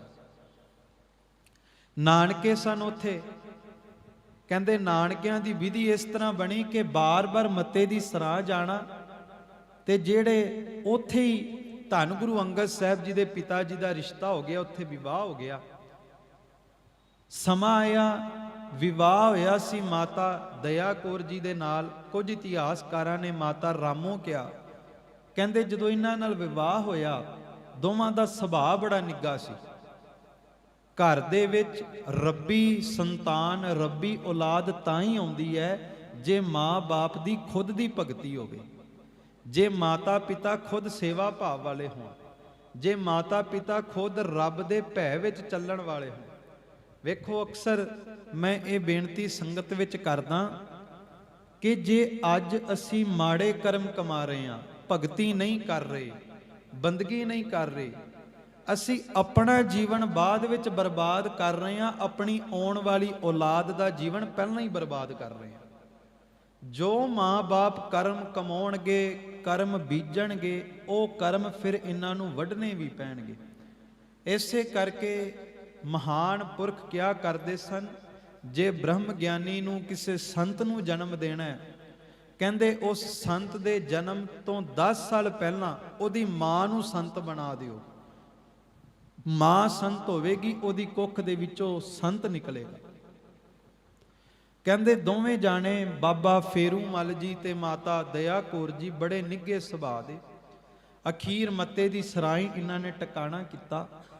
ਇੱਥੇ ਹੀ ਫਿਰ ਕਹਿੰਦੇ ਘਰ ਦੇ ਵਿੱਚ ਇਸ ਅਗੰਮੀ ਜੋਤ ਦਾ ਪ੍ਰਕਾਸ਼ ਹੁੰਦਾ ਹੈ, ਜਿਨ੍ਹਾਂ ਨੂੰ ਆਪਾਂ ਭਾਈ ਲਹਿਣਾ ਜੀ ਕਹਿੰਦੇ ਹਾਂ। ਵਪਾਰ ਕਰਦੇ ਕਰਦੇ ਕਹਿੰਦੇ ਇਹਨਾਂ ਦੇ ਵਪਾਰ ਦੇ ਵਿੱਚ ਘਾਟਾ ਬੜਾ ਪੈ ਗਿਆ, ਤੇ ਇੱਥੇ ਇੱਕ ਖਡੂਰ ਦੇ ਵਿੱਚ ਵਿਆਹੀ ਸੀ ਮਾਤਾ ਵਰਾਈ। ਇਹਨਾਂ ਦਾ ਨਾਮ ਅੱਗੇ ਵੀ ਇਤਿਹਾਸ ਵਿੱਚ ਆਵੇਗਾ। ਇਹਨਾਂ ਦੇ ਪਿਤਾ ਜੀ ਨੇ ਬਾਬਾ ਤਖਤ ਮੱਲ। ਇਹਨਾਂ ਦੇ ਕਾਰੋਬਾਰ ਦੇ ਵਿੱਚ ਕਹਿੰਦੇ ਫਿਰ ਬਾਬਾ ਫੇਰੂ ਮੱਲ ਨੇ ਨੌਕਰੀ ਕਰਨੀ ਸ਼ੁਰੂ ਕਰ ਦਿੱਤੀ। ਬਾਬਾ ਫੇਰੂ ਮੱਲ ਜੀ ਦਾ ਜਦੋਂ ਇਸ ਪਰਿਵਾਰ ਦੇ ਨਾਲ ਪ੍ਰੇਮ ਪਿਆਰ ਪਿਆ, ਤੇ ਬਾਬੇ ਫੇਰੂ ਮੱਲ ਨੇ ਨਾ ਮਾਤਾ ਵਰਾਈ ਨੂੰ ਮੂੰਹ ਬੋਲੀ ਭੈਣ ਬਣਾ ਲਿਆ। ਮੂੰਹ ਬੋਲੀ ਭੈਣ ਬਣਾ ਲਿਆ। ਹਮੇਸ਼ਾ ਭੈਣ ਕਹਿ ਕਰਕੇ ਮਾਤਾ ਵਰਾਈ ਨੂੰ ਬੁਲਾਉਣਾ। ਮੈਂ ਗੱਲ ਕਰ ਰਿਹਾ ਸਾਂ ਵੀ ਬਖਸ਼ਿਸ਼ ਦੀ ਵਿਧ ਕਿਵੇਂ ਬਣਦੀ ਹੈ। ਕਹਿੰਦੇ ਪਹਿਲੀ ਉਦਾਸੀ ਤੋਂ ਬਾਅਦ ਜਦੋਂ ਗੁਰੂ ਨਾਨਕ ਨੇ ਮੱਤੇ ਦੀ ਸਰਾਂ ਦੇ ਵਿੱਚ ਚਰਨ ਪਾਏ, ਤੇ ਸਤਿਗੁਰੂ ਗੁਰੂ ਨਾਨਕ ਸਾਹਿਬ ਮਹਾਰਾਜ ਬਾਬੇ ਫੇਰੂ ਮੱਲ ਹੋਣਾ ਦੇ ਘਰ ਵੀ ਚਰਨ ਪਾ ਕੇ ਗਏ ਸਨ। ਜਿਨ੍ਹਾਂ ਘਰਾਂ ਦੇ ਵਿੱਚ ਗੁਰੂ ਚਰਨ ਪਾ ਦਿੰਦਾ ਹੈ ਨਾ, ਜਿਹੜਾ ਭਾਵਨਾ ਨਾਲ ਗੁਰੂ ਦੇ ਰੱਬ ਦੇ ਚਰਨ ਪਵਾਉਂਦਾ ਹੈ, ਚੇਤੇ ਰੱਖਿਓ ਉਹਦੀ ਪਰਿਵਾਰ ਦੀ ਜ਼ਿੰਮੇਵਾਰੀ ਫਿਰ ਗੁਰੂ ਦੀ ਹੋ ਜਾਂਦੀ ਹੈ। ਉਸ ਘਰ ਦੇ ਵਿੱਚ ਫਿਰ ਗੁਰੂ ਸਦਾ ਹੀ ਆਪਣੀ ਬਖਸ਼ਿਸ਼ ਵਰਤਾ ਦਿੰਦਾ। ਮੈਂ ਇਸ ਕਰਕੇ ਅਕਸਰ ਬੇਨਤੀ ਕਰਦਾ ਵੀ ਆਪਣੇ ਘਰਾਂ ਵਿੱਚ ਜੀਵਨ ਵਿੱਚ ਇੱਕ ਵਾਰ ਗੁਰੂ ਗ੍ਰੰਥ ਸਾਹਿਬ ਮਹਾਰਾਜ ਦੇ ਚਰਨ ਜ਼ਰੂਰ ਪਵਾਇਓ। ਤੇ ਜਦੋਂ ਗੁਰੂ ਗ੍ਰੰਥ ਸਾਹਿਬ ਦੇ ਚਰਨ ਘਰ ਵਿੱਚ ਪਵਾਓ, ਫਿਰ ਕਿਸੇ ਨੂੰ ਨਾ ਬੁਲਾਓ। ਬਸ ਕੁਝ ਸਮਾਂ, ਕੁਝ ਦਿਨ ਕੇਵਲ ਸਿੱਖ ਤੇ ਗੁਰੂ ਦਾ ਹੋਵੇ। ਧੰਨ ਗੁਰੂ ਗ੍ਰੰਥ ਸਾਹਿਬ ਮਹਾਰਾਜ ਘਰ ਵਿੱਚ ਆਉਣ ਤੇ ਸਿੱਖ ਆਪਣੇ ਜ਼ੁਬਾਨੀ ਸਹਿਜ ਪਾਠ ਕਰਕੇ ਆਪਣੇ ਘਰ ਦਾ ਵਾਤਾਵਰਨ, ਮਾਹੌਲ ਪਵਿੱਤਰ ਕਰ ਲਵੇ। ਜਦੋਂ ਸਿੱਖ ਇਸ ਤਰ੍ਹਾਂ ਕਰੇਗਾ ਤੇ ਸੱਚ ਜਾਣਿਓ ਘਰ ਦੇ ਵਿੱਚ ਗੁਰੂ ਨਾਨਕ ਦੀ ਕਿਰਪਾ, ਗੁਰੂ ਨਾਨਕ ਦੀ ਰਹਿਮਤ ਵਰਤਣ ਤੋਂ ਦੁਨੀਆ ਦੀ ਕੋਈ ਤਾਕਤ ਨਹੀਂ ਰੋਕ ਸਕੇਗੀ। ਪਰ ਤਾਂ ਜੇ ਸਿੱਖ ਘਰਾਂ ਵਿੱਚ ਗੁਰੂ ਗ੍ਰੰਥ ਸਾਹਿਬ ਦੇ ਚਰਨ ਪਵਾਉਣਗੇ, ਘਰਾਂ ਵਿੱਚ ਸਹਿਜ ਪਾਠ ਰਖਾਉਣਗੇ, ਤੇ ਜੇ ਸਹਿਜ ਪਾਠ ਨਹੀਂ ਕਰ ਸਕਦੇ, ਫਿਰ ਕਿਸੇ ਗੁਰੂ ਪਿਆਰੇ ਨੂੰ, ਗੁਰਮੁਖ ਵਜ਼ੀਰ ਨੂੰ, ਗੁਰੂ ਕੇ ਪਾਠੀ ਸਿੰਘ ਨੂੰ ਘਰ ਵਿੱਚ ਬੁਲਾ ਕੇ ਉਹਦੇ ਕੋਲੋਂ ਸਹਿਜ ਪਾਠ ਸੁਣੀਏ। ਤੇ ਫਿਰ ਇਸ ਤਰ੍ਹਾਂ ਸਹਿਜ ਪਾਠ ਸੁਣੀਏ ਵੀ ਪਾਠੀ ਨਹੀਂ ਬੋਲਦਾ, ਗ੍ਰੰਥੀ ਨਹੀਂ ਬੋਲਦਾ, ਬਲਕਿ ਜਿਵੇਂ ਗੁਰੂ ਨਾਨਕ ਭਾਈ ਲਾਲੋ ਦੇ ਸਾਹਮਣੇ ਬੋਲਦਾ ਹੈ ਕਿ ਜੈਸੀ ਮੈਂ ਆਵੈ ਖਸਮ ਕੀ ਬਾਣੀ, ਤੈਸੜਾ ਕਰੀ ਗਿਆਨ ਵੇ ਲਾਲੋ। ਜਿਸ ਤਰ੍ਹਾਂ ਗੁਰੂ ਨਾਨਕ ਭਾਈ ਲਾਲੋ ਦੇ ਸਾਹਮਣੇ ਬੋਲਦਾ ਹੈ, ਤੂੰ ਭਾਈ ਲਾਲੋ ਬਣ ਕੇ ਬਹਿ ਜਾਵੀਂ, ਪਾਠੀ ਦੇ ਵਿੱਚੋਂ ਗੁਰੂ ਨਾਨਕ ਆਪ ਬੋਲੇਗਾ। ਇਹ ਬਖਸ਼ਿਸ਼ ਵਰਤੇਗੀ। ਹੁਣ ਗੁਰੂ ਨੇ ਚਰਨ ਪਾਏ ਪਹਿਲਾਂ ਇਹਨਾਂ ਦੇ ਘਰ, ਉਸ ਤੋਂ ਬਾਅਦ ਕਹਿੰਦੇ ਜਿੱਥੇ ਮਾਤਾ ਵਰਾਈ ਦਾ ਵਿਵਾਹ ਹੋਇਆ ਸੀ ਨਾ, ਸਤਿਗੁਰੂ ਫਿਰ ਉਸ ਖਡੂਰ ਦੀ ਧਰਤੀ ਤੇ ਗਏ ਸਤਿਗੁਰੂ ਨੇ ਮਾਤਾ ਵਰਾਈ ਦੇ ਘਰ ਚਰਨ ਪਾਏ। ਉੱਥੇ ਕਹਿੰਦੇ ਇੱਕ ਮੰਜੀ ਸੀ, ਪਲੰਘਾ ਸੀ। ਮਾਤਾ ਵਰਾਈ ਬੜੀ ਸ਼ਰਧਾਵਾਨ ਸੀ। ਉਹਨੇ ਸਤਿਗੁਰੂ ਗੁਰੂ ਨਾਨਕ ਸਾਹਿਬ ਨੂੰ ਬੇਨਤੀ ਕੀਤੀ, ਪਾਤਸ਼ਾਹ ਆ ਮੰਜੀ, ਆ ਪਲੰਘਾ ਆਪ ਜੀ ਵਾਸਤੇ ਸਜਾਇਆ ਹੈ, ਤੁਸੀਂ ਕਿਰਪਾ ਕਰੋ ਇਸ ਮੰਜੇ ਤੇ ਇਸ ਪਲੰਘੇ ਦੇ ਉੱਤੇ ਆ ਕੇ ਸੁਭਾਏਮਾਨ ਹੋਵੋ। ਕਹਿੰਦੇ ਗੁਰੂ ਨਾਨਕ ਸਾਹਿਬ ਸੱਚੇ ਪਾਤਸ਼ਾਹ ਕੁਝ ਦਿਨ ਉੱਥੇ ਟਿਕੇ। ਜਦੋਂ ਸਤਿਗੁਰੂ ਗੁਰੂ ਨਾਨਕ ਸਾਹਿਬ ਚੱਲਣ ਲੱਗੇ, ਮਾਤਾ ਵਰਾਈ ਦਾ ਵਿਰਾਗ ਉਪਜਾਇਆ। ਮਾਤਾ ਵਰਾਈ ਕਹਿੰਦੀ, ਬਾਬਾ ਜੀ ਕਿਰਪਾ ਕਰੋ ਕੁਝ ਦਿਨ ਹੋਰ ਟਿਕ ਜਾਓ। ਤੇ ਬਚਨ ਧਿਆਨ ਨਾਲ ਸੁਣਿਓ। ਮਾਤਾ ਵਰਾਈ ਨੇ ਕਿਹਾ, ਬਾਬਾ ਜੀ ਸਤਿਗੁਰੂ ਜੀ ਕੁਝ ਦਿਨ ਹੋਰ ਟਿਕ ਜਾਓ। ਤੇ ਸਤਿਗੁਰੂ ਗੁਰੂ ਨਾਨਕ ਸਾਹਿਬ ਕਹਿਣ ਲੱਗੇ, ਮਾਤਾ ਤੂੰ ਕੁਝ ਦਿਨਾਂ ਦੀ ਗੱਲ ਕਰਦੀ ਐ, ਕੁਝ ਦਿਨ ਨਹੀਂ, ਆਉਣ ਵਾਲੇ ਸਮੇਂ ਵਿੱਚ ਬਹੁਤ ਦਿਨ ਟਿਕਾਂਗੇ। ਇਹ ਮੰਜੀ ਸਾਡਾ ਸਿੰਘਾਸਨ ਹੋਵੇਗਾ, ਇਸੇ ਮੰਜੀ ਤੇ ਚੌਂਕੜਾ ਲਾਵਾਂਗੇ। ਹਾਲੇ ਭਾਈ ਲਹਿਣੇ ਨਾਲ ਮਿਲਾਪ ਨਹੀਂ ਹੋਇਆ, ਹਾਲੇ ਭਾਈ ਲਹਿਣੇ ਨੂੰ ਗੁਰਤਾ ਗੱਦੀ ਨਹੀਂ ਦਿੱਤੀ, ਪਰ ਗੁਰੂ ਨਾਨਕ ਨੇ ਪਹਿਲਾਂ ਹੀ ਵਚਨ ਕਰ ਦਿੱਤਾ ਮਾਤਾ ਵਰਾਈ ਨੂੰ, ਤੂੰ ਕੁਝ ਦਿਨਾਂ ਦੀ ਗੱਲ ਕਰਦੀ ਐ, ਬਹੁਤ ਦਿਨ ਟਿਕਾਂਗੇ, ਆ ਮੰਜੀ ਸਾਡਾ ਸਿੰਘਾਸਨ ਹੋਵੇਗੀ, ਇਸੇ ਤੇ ਚੌਂਕੜਾ ਲਾ ਕੇ ਬੈਠਾਂਗੇ। ਫਿਰ ਸਮਾਂ ਆਇਆ, ਕਹਿੰਦੇ ਸਤਿਗੁਰੂ ਗੁਰੂ ਅੰਗਦ ਸਾਹਿਬ ਜੀ ਭਾਈ ਲਹਿਣੇ ਦੇ ਰੂਪ ਵਿੱਚ ਨੇ। ਪਿਤਾ ਦੀ ਚੜ੍ਹਾਈ ਤੋਂ ਬਾਅਦ ਕਾਰੋਬਾਰ ਵੇਖਣ ਲੱਗ ਪਏ। ਪਰ ਕਹਿੰਦੇ ਕਾਰੋਬਾਰ ਕਰਦੇ ਹੋਏ ਵੀ ਨਾ ਗੁਰੂ ਨਾਨਕ ਨੇ ਇੱਕ ਸਿੱਖ ਨੂੰ ਬੜੀ ਵੱਡੀ ਦਾਤ ਦਿੱਤੀ ਹੈ, ਵੰਡ ਕੇ ਛਕਣ ਦੀ। ਜਿਹੜਾ ਵੰਡ ਕੇ ਨਹੀਂ ਨਾ ਛਕਦਾ, ਕਹਿੰਦੇ ਉਹਦੇ ਘਰ ਵਿੱਚ ਬਰਕਤ ਨਹੀਂ ਆਉਂਦੀ। ਹੁਣ ਇਹ ਬੰਦੇ ਤੇ ਹੈ ਕਿ ਬੰਦਾ ਦੁੱਖ ਵੰਡ ਕੇ ਛਕਦਾ ਹੈ ਕਿ ਸੁੱਖ ਵੰਡ ਕੇ ਛਕਦਾ ਹੈ। ਕਿਉਂਕਿ ਜੋ ਬੰਦਾ ਵੰਡੇਗਾ ਉਹ ਇਸ ਨੂੰ 10 ਗੁਣਾ ਹੋ ਕੇ ਮਿਲੇਗਾ। ਜੇ ਬੰਦੇ ਕੋਲ ਦੁੱਖ ਹੈ, ਦੁੱਖ ਵੰਡੇਗਾ ਤੇ ਵਾਪਸ ਵੀ ਦੁੱਖ ਹੀ ਮਿਲੇਗਾ। ਕਈ ਵਾਰ ਆਪਾਂ ਵੇਖਦੇ ਨਾ, ਕਿਸੇ ਦੇ ਘਰ ਜਾਈਏ, ਕਿਸੇ ਦੇ ਦੁਕਾਨ ਤੇ ਜਾਈਏ, ਭਾਈ ਸਾਹਿਬ ਠੀਕ ਹੋ, ਕਹਿੰਦੇ ਨਹੀਂ ਬਹੁਤ ਦੁਖੀ ਆ। ਉਹ ਇੱਕ ਦੁੱਖ ਸੁਣਾਉਂਦਾ, ਸਾਹਮਣੇ ਵਾਲਾ 10 ਸੁਣਾ ਦਿੰਦਾ, ਭਾਈ ਸਾਹਿਬ ਇਹ ਤਾਂ ਕੁਝ ਵੀ ਨਹੀਂ, ਮੈਂ ਤੇਰੇ ਤੋਂ ਜ਼ਿਆਦਾ ਦੁਖੀ ਹਾਂ। ਭਾਵ ਕਿ ਜੇ ਦੁੱਖ ਸੁਣਾਵਾਂਗੇ ਸੁਣਨ ਨੂੰ ਵੀ ਦੁੱਖ ਮਿਲੇਗਾ, ਜੇ ਸੁੱਖ ਸੁਣਾਵਾਂਗੇ ਤੇ ਮਿਲਣ ਨੂੰ ਵੀ ਸੁੱਖ ਹੀ ਮਿਲੇਗਾ, ਸੁਣਨ ਨੂੰ ਵੀ ਸੁੱਖ ਮਿਲੇਗਾ। ਹੁਣ ਕਹਿੰਦੇ ਇਹ ਨਿਯਮ ਹੈ ਗੁਰੂ ਨਾਨਕ ਦੇ ਘਰ ਦਾ, ਜੋ ਵੰਡਾਂਗੇ ਉਹ 10 ਗੁਣਾ ਮਿਲੇਗਾ। ਹੁਣ ਇਹ ਸਤਿਗੁਰੂ ਨੇ ਕਿਰਪਾ ਕੀਤੀ ਵੰਡ ਕੇ ਛਕਣ ਦੀ। ਭਾਈ ਲਹਿਣੇ ਦੇ ਘਰ ਗੁਰੂ ਨਾਨਕ ਦੀ ਬਖਸ਼ਿਸ਼ ਹੈ, ਵਰਤ ਰਹੀ ਹੈ। ਕਾਰੋਬਾਰ ਕਰਦੇ ਵੀ ਕਹਿੰਦੇ ਸਾਧੂਆਂ ਸੰਤਾਂ ਮਹਾਤਮਾਵਾਂ ਤੇ ਲੋੜਵੰਦਾਂ ਦੀ ਸੇਵਾ ਬਹੁਤ ਕਰਦੇ। ਭਾਵੇਂ ਮਾਇਆ ਹੋਵੇ, ਭਾਵੇਂ ਵਸਤਰ ਹੋਣ, ਭਾਵੇਂ ਲੰਗਰ ਪ੍ਰਸ਼ਾਦੇ ਦੀ ਸੇਵਾ ਹੋਵੇ, ਸੇਵਾ ਤੋਂ ਕਦੇ ਵੀ ਭਾਈ ਲਹਿਣਾ ਜੀ ਨੇ ਪਿਛਾਂਹ ਨਾ ਹਟਣਾ। ਪਰ ਕਹਿੰਦੇ ਇੰਨੀ ਸੇਵਾ ਕਰਨ ਤੋਂ ਬਾਅਦ ਵੀ ਨਾ, ਸਾਡੇ ਇਤਿਹਾਸ ਦੇ ਬੋਲ ਨੇ ਕਿ ਜਗਿਆਸਾ ਬੜੀ ਪਰ ਸ਼ਾਂਤ ਨਾ ਆਵੈ, ਸਾਧ ਅਤੀਤ ਸੁਨੈ ਤਿੱਥੇ ਜਾਵੈ, ਭੇਟਾ ਲੈ ਕੇ ਜਾਏ ਉਨ ਪਾਸ, ਮਤ ਪੂਰਨ ਹੋਵੈ ਕਦ ਆਸ। ਕਹਿੰਦੇ ਭਾਈ ਲਹਿਣੇ ਦੇ ਅੰਦਰ ਟਿਕਾ ਨਹੀਂ ਸੀ ਬਣ ਰਿਹਾ, ਉਹ ਖੋਜ ਪੂਰੀ ਨਹੀਂ ਸੀ ਹੋ ਰਹੀ, ਤੜਪ ਪੂਰੀ ਨਹੀਂ ਸੀ ਹੋ ਰਹੀ, ਜਿਸ ਤੜਪ ਦੇ ਕਾਰਨ ਹਰ ਇਨਸਾਨ ਭਟਕ ਰਿਹਾ। ਇਹ ਭਟਕਣਾ ਸਭ ਨੂੰ ਹੈ, ਕਿਸੇ ਨੂੰ ਇਸ ਤੜਪ ਦੀ, ਇਸ ਪਿਆਸ ਦੀ ਸੋਝੀ ਹੋ ਜਾਂਦੀ ਹੈ। ਕਈ ਬੰਦੇ ਸਾਰੀ ਉਮਰ ਗਵਾ ਦਿੰਦੇ ਆ, ਪਰ ਇਸ ਪਿਆਸ ਦੀ ਸੋਝੀ ਨਹੀਂ। ਕਈ ਵਾਰ ਬੰਦਾ ਸੋਚਦਾ ਹੈ ਮੈਂ ਇਤਨੀ ਪੜ੍ਹਾਈ ਕਰ ਲਵਾਂਗਾ, ਮਨ ਦੀ ਸ਼ਾਂਤੀ ਮਿਲ ਜਾਵੇਗੀ, ਪੜ੍ਹਾਈ ਕਰਨ ਤੋਂ ਬਾਅਦ ਆ ਨੌਕਰੀ ਲੱਗ ਜਾਵਾਂਗਾ, ਫਿਰ ਮਨ ਦੀ ਬੇਚੈਨੀ ਦੂਰ ਹੋ ਜਾਵੇਗੀ, ਸ਼ਾਂਤੀ ਮਿਲ ਜਾਵੇਗੀ। ਫਿਰ ਨੌਕਰੀ ਲੱਗਣ ਤੋਂ ਬਾਅਦ ਸੋਚਦਾ ਹੁਣ ਇੱਕ ਕਾਰੋਬਾਰ ਸੈੱਟ ਕਰ ਲਵਾਂਗਾ, ਫਿਰ ਮਨ ਦੀ ਸ਼ਾਂਤੀ ਮਿਲ ਜਾਵੇਗੀ। ਕਾਰੋਬਾਰ ਸੈੱਟ ਹੋਣ ਤੋਂ ਬਾਅਦ ਸੋਚਦਾ ਘਰ ਦੇ ਬੱਚੇ ਪੜ੍ਹ ਲਿਖ ਜਾਣਗੇ, ਮਨ ਦੀ ਸ਼ਾਂਤੀ ਮਿਲ ਜਾਵੇਗੀ। ਫਿਰ ਸੋਚਦਾ ਬੱਚੇ ਵਿਆਹੇ ਜਾਣਗੇ, ਮਨ ਦੀ ਸ਼ਾਂਤੀ ਹੋ ਜਾਵੇਗੀ। ਬੱਚੇ ਵਿਆਹੇ ਜਾਣ ਤੋਂ ਬਾਅਦ ਸੋਚਦਾ ਪੋਤਰੇ ਪੋਤਰੀਆਂ ਹੋ ਜਾਣਗੇ, ਦੋਤੇ ਦੋਤੀਆਂ ਹੋ ਜਾਣਗੇ, ਮਨ ਦੀ ਸ਼ਾਂਤੀ ਹੋ ਜਾਵੇਗੀ। ਪਰ ਅਖੀਰ ਜਦੋਂ ਸਾਰੀ ਉਮਰ ਗਵਾ ਦਿੰਦਾ ਹੈ, ਅਖੀਰਲਾ ਦਿਨ ਆ ਜਾਂਦਾ ਹੈ, ਮੰਜੇ ਤੇ ਲੰਮਾ ਪੈ ਜਾਂਦਾ ਹੈ, ਫਿਰ ਅਖੀਰਲੇ ਸਵਾਸ ਦੇ ਵਿੱਚ ਅਹਿਸਾਸ ਹੁੰਦਾ ਹੈ ਕਿ ਇਹ ਰਸਨਾ ਤੂੰ ਅਨਰਸ ਰਾਚ ਰਹੀ, ਤੇਰੀ ਪਿਆਸ ਨਾ ਜਾਏ। ਕਿ ਪਿਆਸ ਬੁਝਾਉਣ ਦੀ ਖਾਤਰ ਬਹੁਤ ਹਿੰਮਤ ਕੀਤੀ, ਬਹੁਤ ਮਿਹਨਤ ਕੀਤੀ, ਬਹੁਤ ਮਸ਼ੱਕਤ ਘਾਲੀ, ਪਰ ਅਫਸੋਸ ਮਨ ਦੀ ਪਿਆਸ ਬੁੱਝੀ ਨਹੀਂ, ਬੰਦਾ ਮੰਜ਼ਲ ਤੇ ਪਹੁੰਚ ਹੀ ਨਹੀਂ ਸਕਿਆ। ਮੈਂ ਇੱਕ ਨਿੱਕੀ ਜਿਹੀ ਘਟਨਾ ਇੱਕ ਸਾਧੂ ਦੀ ਸੁਣਾਉਣਾ। ਕਹਿੰਦੇ ਇੱਕ ਪਿੰਡ ਸੀ, ਇੱਕ ਨਗਰ ਸੀ, 4-5 ਬਜ਼ੁਰਗ ਉਸ ਚੌਂਕ ਦੇ ਵਿੱਚ ਬੈਠੇ।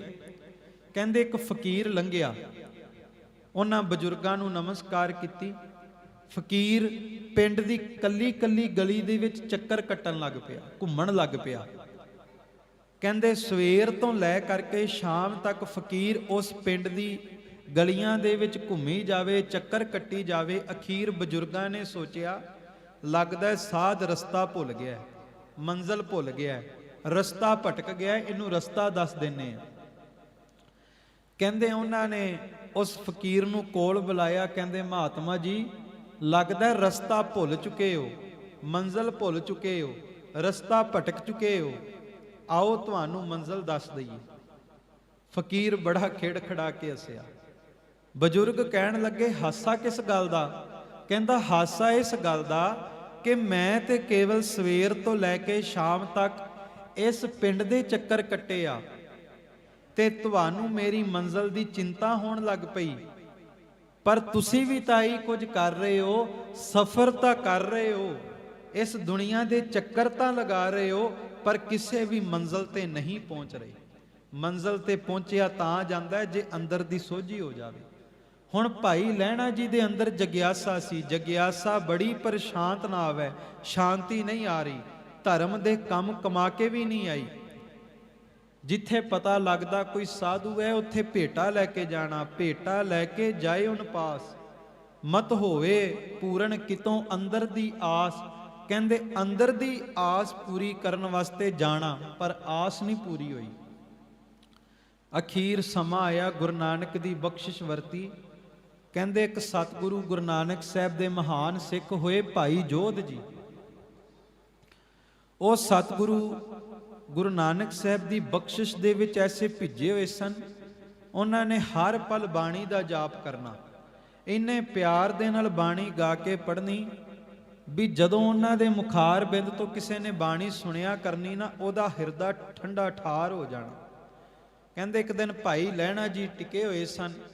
ਭਾਈ ਜੋਧ ਜੀ ਉਸ ਵਕਤ ਆਸਾ ਦੀ ਵਾਰ ਦੀ 21ਵੀਂ ਪੌੜੀ ਪੜ੍ਹ ਰਹੇ ਸਨ। ਜਿਤ ਸੇਵਿਆ ਸੁਖ ਪਾਈਐ, ਸੋ ਸਾਹਿਬ ਸਦਾ ਸੰਭਾਲੀਐ।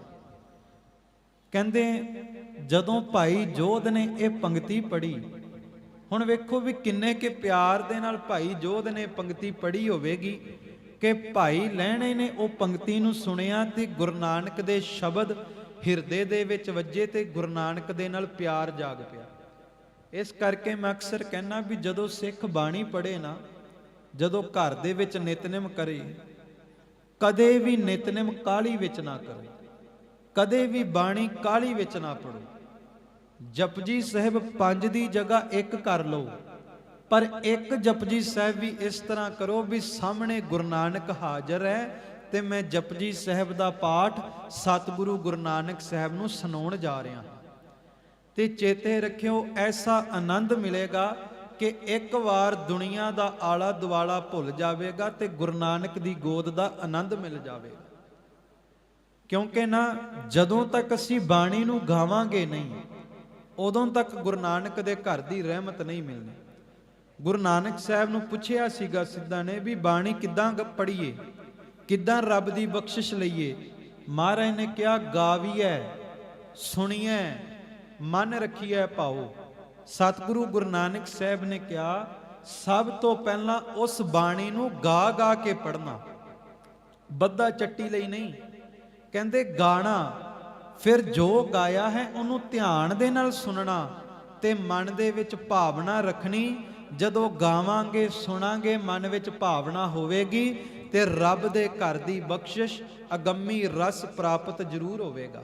ਹੁਣ ਭਾਈ ਜੋਧ ਨੇ ਬਾਣੀ ਗਾਈ ਹੈ, ਜਿਤ ਸੇਵਿਆ ਸੁਖ ਪਾਈਐ, ਸੋ ਸਾਹਿਬ ਸਦਾ ਸੰਭਾਲੀਐ।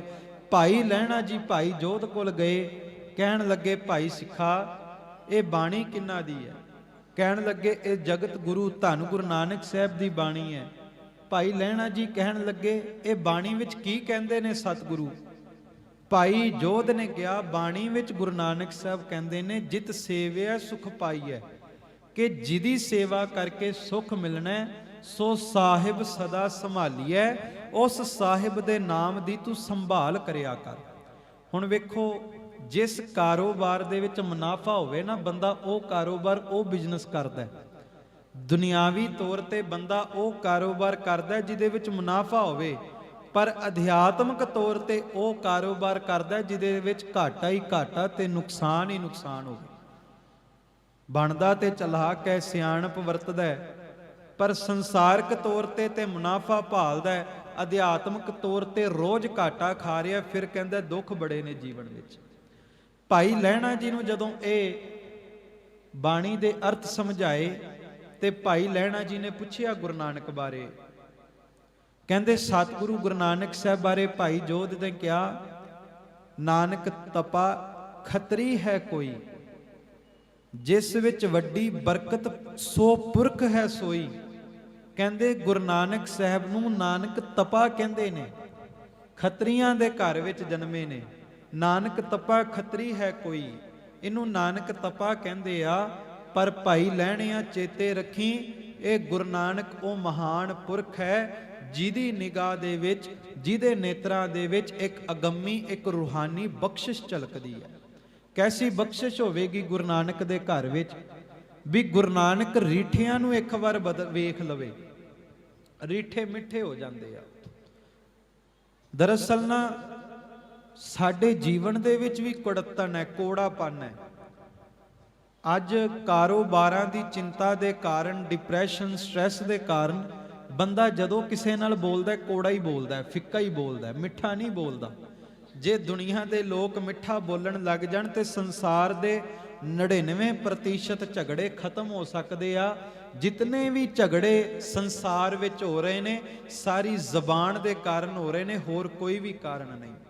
ਜੇ ਧਰਮਾਂ ਦੇ ਝਗੜੇ ਆ, ਧਰਮ ਦਾ ਝਗੜਾ ਧਰਮ ਉੱਚੇ ਨੀਵੇਂ ਹੋਣ ਦਾ ਨਹੀਂ, ਧਰਮ ਦਾ ਝਗੜਾ ਧਾਰਮਿਕ ਲੋਕਾਂ ਦੀ ਮਾੜੀ ਜ਼ੁਬਾਨ ਕਾਰਨ ਹੁੰਦਾ ਹੈ।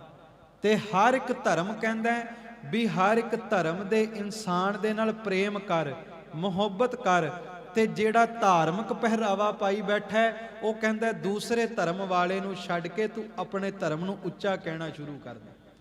ਪਰ ਧਰਮ ਕਹਿੰਦਾ ਕਿ ਤੂੰ ਨੀਵਾ ਹੋ ਜਾ, ਇੰਨਾ ਕਿ ਨੀਵਾ ਹੋ ਜਾ ਕਿ ਤੈਨੂੰ ਹਰ ਇੱਕ ਬੰਦੇ ਦੇ ਵਿੱਚੋਂ ਨਾਰਾਇਣ ਨਜ਼ਰ ਆਵੇ, ਰੱਬ ਨਜ਼ਰ ਆਵੇ, ਪ੍ਰਮਾਤਮਾ ਨਜ਼ਰ ਆਵੇ। ਫਿੱਕਾ ਨਾ ਬੋਲ, ਇੱਕ ਫਿੱਕਾ ਨਾ ਗਲਾਏ, ਸਭਨਾ ਮੇਂ ਸੱਚਾ ਸੋਤ ਨਹੀਂ, ਸਾਰਿਆਂ ਵਿੱਚੋਂ ਰੱਬ ਵਸਦਾ।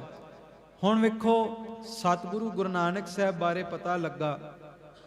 ਇਸ ਬਖਸ਼ਿਸ਼ ਨੂੰ ਲੈਣ ਵਾਸਤੇ ਭਾਈ ਲਹਿਣਾ ਜੀ ਨੇ ਸੋਚਿਆ ਵੀ ਜਦੋਂ ਦੇਵੀ ਦੇ ਦਰਸ਼ਨਾਂ ਵਾਸਤੇ ਜਾਵਾਂਗਾ ਨਾ, ਤੇ ਉਦੋਂ ਗੁਰੂ ਨਾਨਕ ਦੇ ਦੀਦਾਰੇ ਕਰਦੇ ਜਾਵਾਂਗਾ ਕਰਤਾਰਪੁਰ ਦੀ ਧਰਤੀ ਤੇ। ਸਤਿਗੁਰੂ ਗੁਰੂ ਨਾਨਕ ਸਾਹਿਬ ਦੇ ਦੀਦਾਰਿਆਂ ਵਾਸਤੇ ਭਾਈ ਲਹਿਣਾ ਜੀ ਘੋੜੇ ਤੇ ਸਵਾਰ ਹੋ ਕੇ ਗਏ। ਰਸਤੇ ਵਿੱਚ ਕਰਤਾਰਪੁਰ ਸਾਹਿਬ ਆਇਆ, ਉੱਥੇ ਰੁਕ ਗਏ।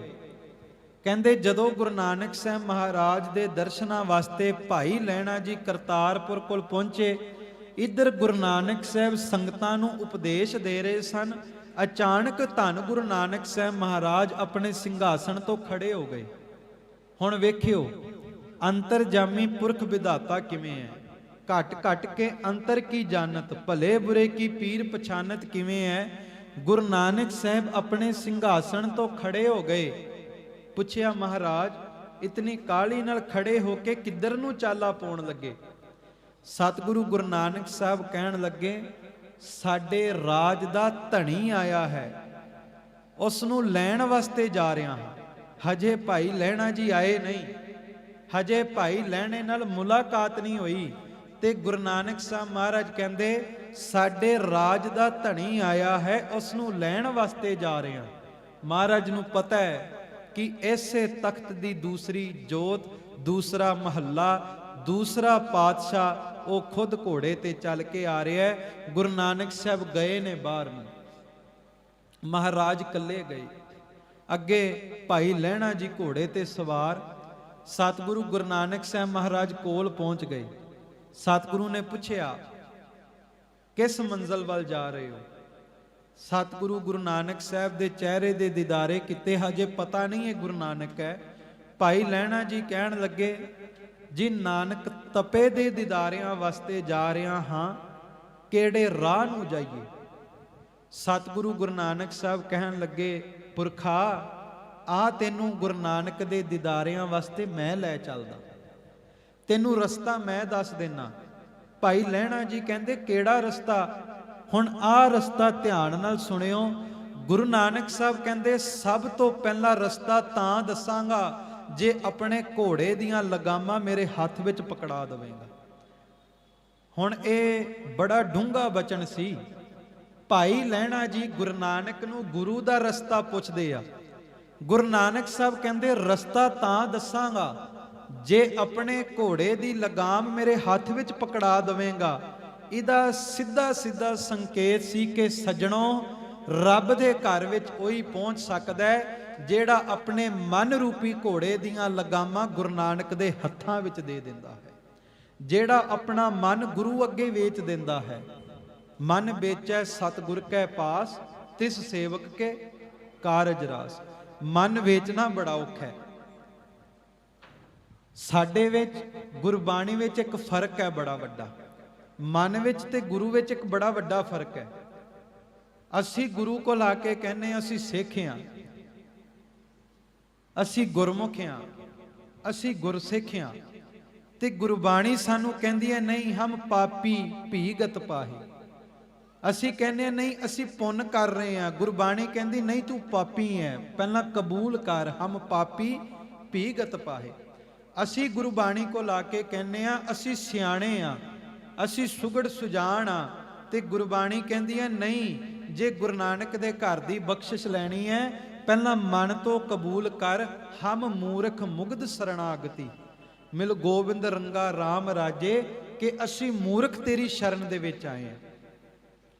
ਗੁਰਬਾਣੀ ਕਹਿੰਦੀ ਹੈ ਤੂੰ ਪਹਿਲਾਂ ਕਬੂਲ ਕਰਕੇ ਮੈਂ ਮੂਰਖ ਕੀ ਕੇਤਕ ਬਾਤ ਹੈ, ਕੋਟ ਪਰਾਦੀ ਤਰਿਆ ਰੇ। ਇਸ ਕਰਕੇ ਗੁਰੂ ਨਾਨਕ ਨੇ ਕਿਹਾ ਜਦੋਂ ਤੱਕ ਮਨ ਗੁਰੂ ਨੂੰ ਨਹੀਂ ਦਿੱਤਾ ਉਦੋਂ ਤੱਕ ਬਖਸ਼ਿਸ਼ ਨਹੀਂ ਹੋ ਸਕਦੀ।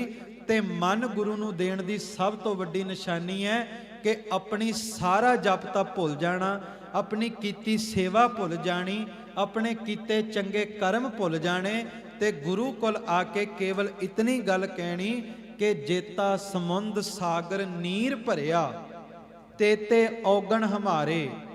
ਆਪਾਂ ਗੁਰੂ ਕੋਲ ਆਵਾਂਗੇ, ਸਾਨੂੰ ਸਾਡੀ ਇੱਕ ਅੱਧੀ ਭੁੱਲ ਚੇਤੇ ਆਵੇਗੀ, ਅੱਧਿਆਂ ਨੂੰ ਉਹ ਵੀ ਨਹੀਂ ਆਉਂਦੀ। ਉਹ ਵੀ ਜੇ ਭੁੱਲ ਕਰਕੇ ਆ ਜਾਣ, ਉਹ ਕਹਿੰਦੇ ਕੋਈ ਨਹੀਂ ਸਾਰਾ ਕੁਝ ਰੱਬ ਦੇ ਹੁਕਮ ਵਿੱਚ ਹੀ ਹੈ, ਜੇ ਮੈਂ ਗਲਤੀ ਕਰ ਲਈ ਇਹ ਵੀ ਰੱਬ ਦੇ ਹੁਕਮ ਵਿੱਚ ਹੀ ਹੈ। ਤੇ ਗੁਰਬਾਣੀ ਕਹਿੰਦੀ ਹੈ ਵੀ ਇੱਕ ਅੱਧੀ ਭੁੱਲ ਨਹੀਂ, ਗੁਰੂ ਕੋਲ ਆ ਕੇ ਤੈਨੂੰ ਕਹਿਣਾ ਪਵੇਗਾ ਵੀ ਜਿਸ ਤਰ੍ਹਾਂ ਸਾਗਰ ਨੱਕਾ ਨੱਕ ਪਾਣੀ ਦੇ ਨਾਲ ਭਰਿਆ ਬੰਦਿਆ, ਤੇਰਾ ਜੀਵਨ ਵੀ ਇਸੇ ਤਰ੍ਹਾਂ ਗਲਤੀਆਂ ਦੇ ਨਾਲ, ਭੁੱਲਾਂ ਦੇ ਨਾਲ ਨੱਕਾ ਨੱਕ ਭਰਿਆ ਹੋਇਆ ਹੈ। ਤੇ ਜਿਹੜਾ ਬੰਦੇ ਦਾ ਜੀਵਨ ਗਲਤੀਆਂ ਨਾਲ ਨੱਕਾ ਨੱਕ ਭਰਿਆ ਹੋਵੇ, ਉਹ ਕਦੇ ਵੀ ਦੂਸਰੇ ਨਾਲ ਝਗੜਾ ਨਹੀਂ ਕਰ ਸਕਦਾ, ਦੂਸਰੇ ਦੇ ਸਾਹਮਣੇ ਹੰਕਾਰ ਨਹੀਂ ਕਰ ਸਕਦਾ।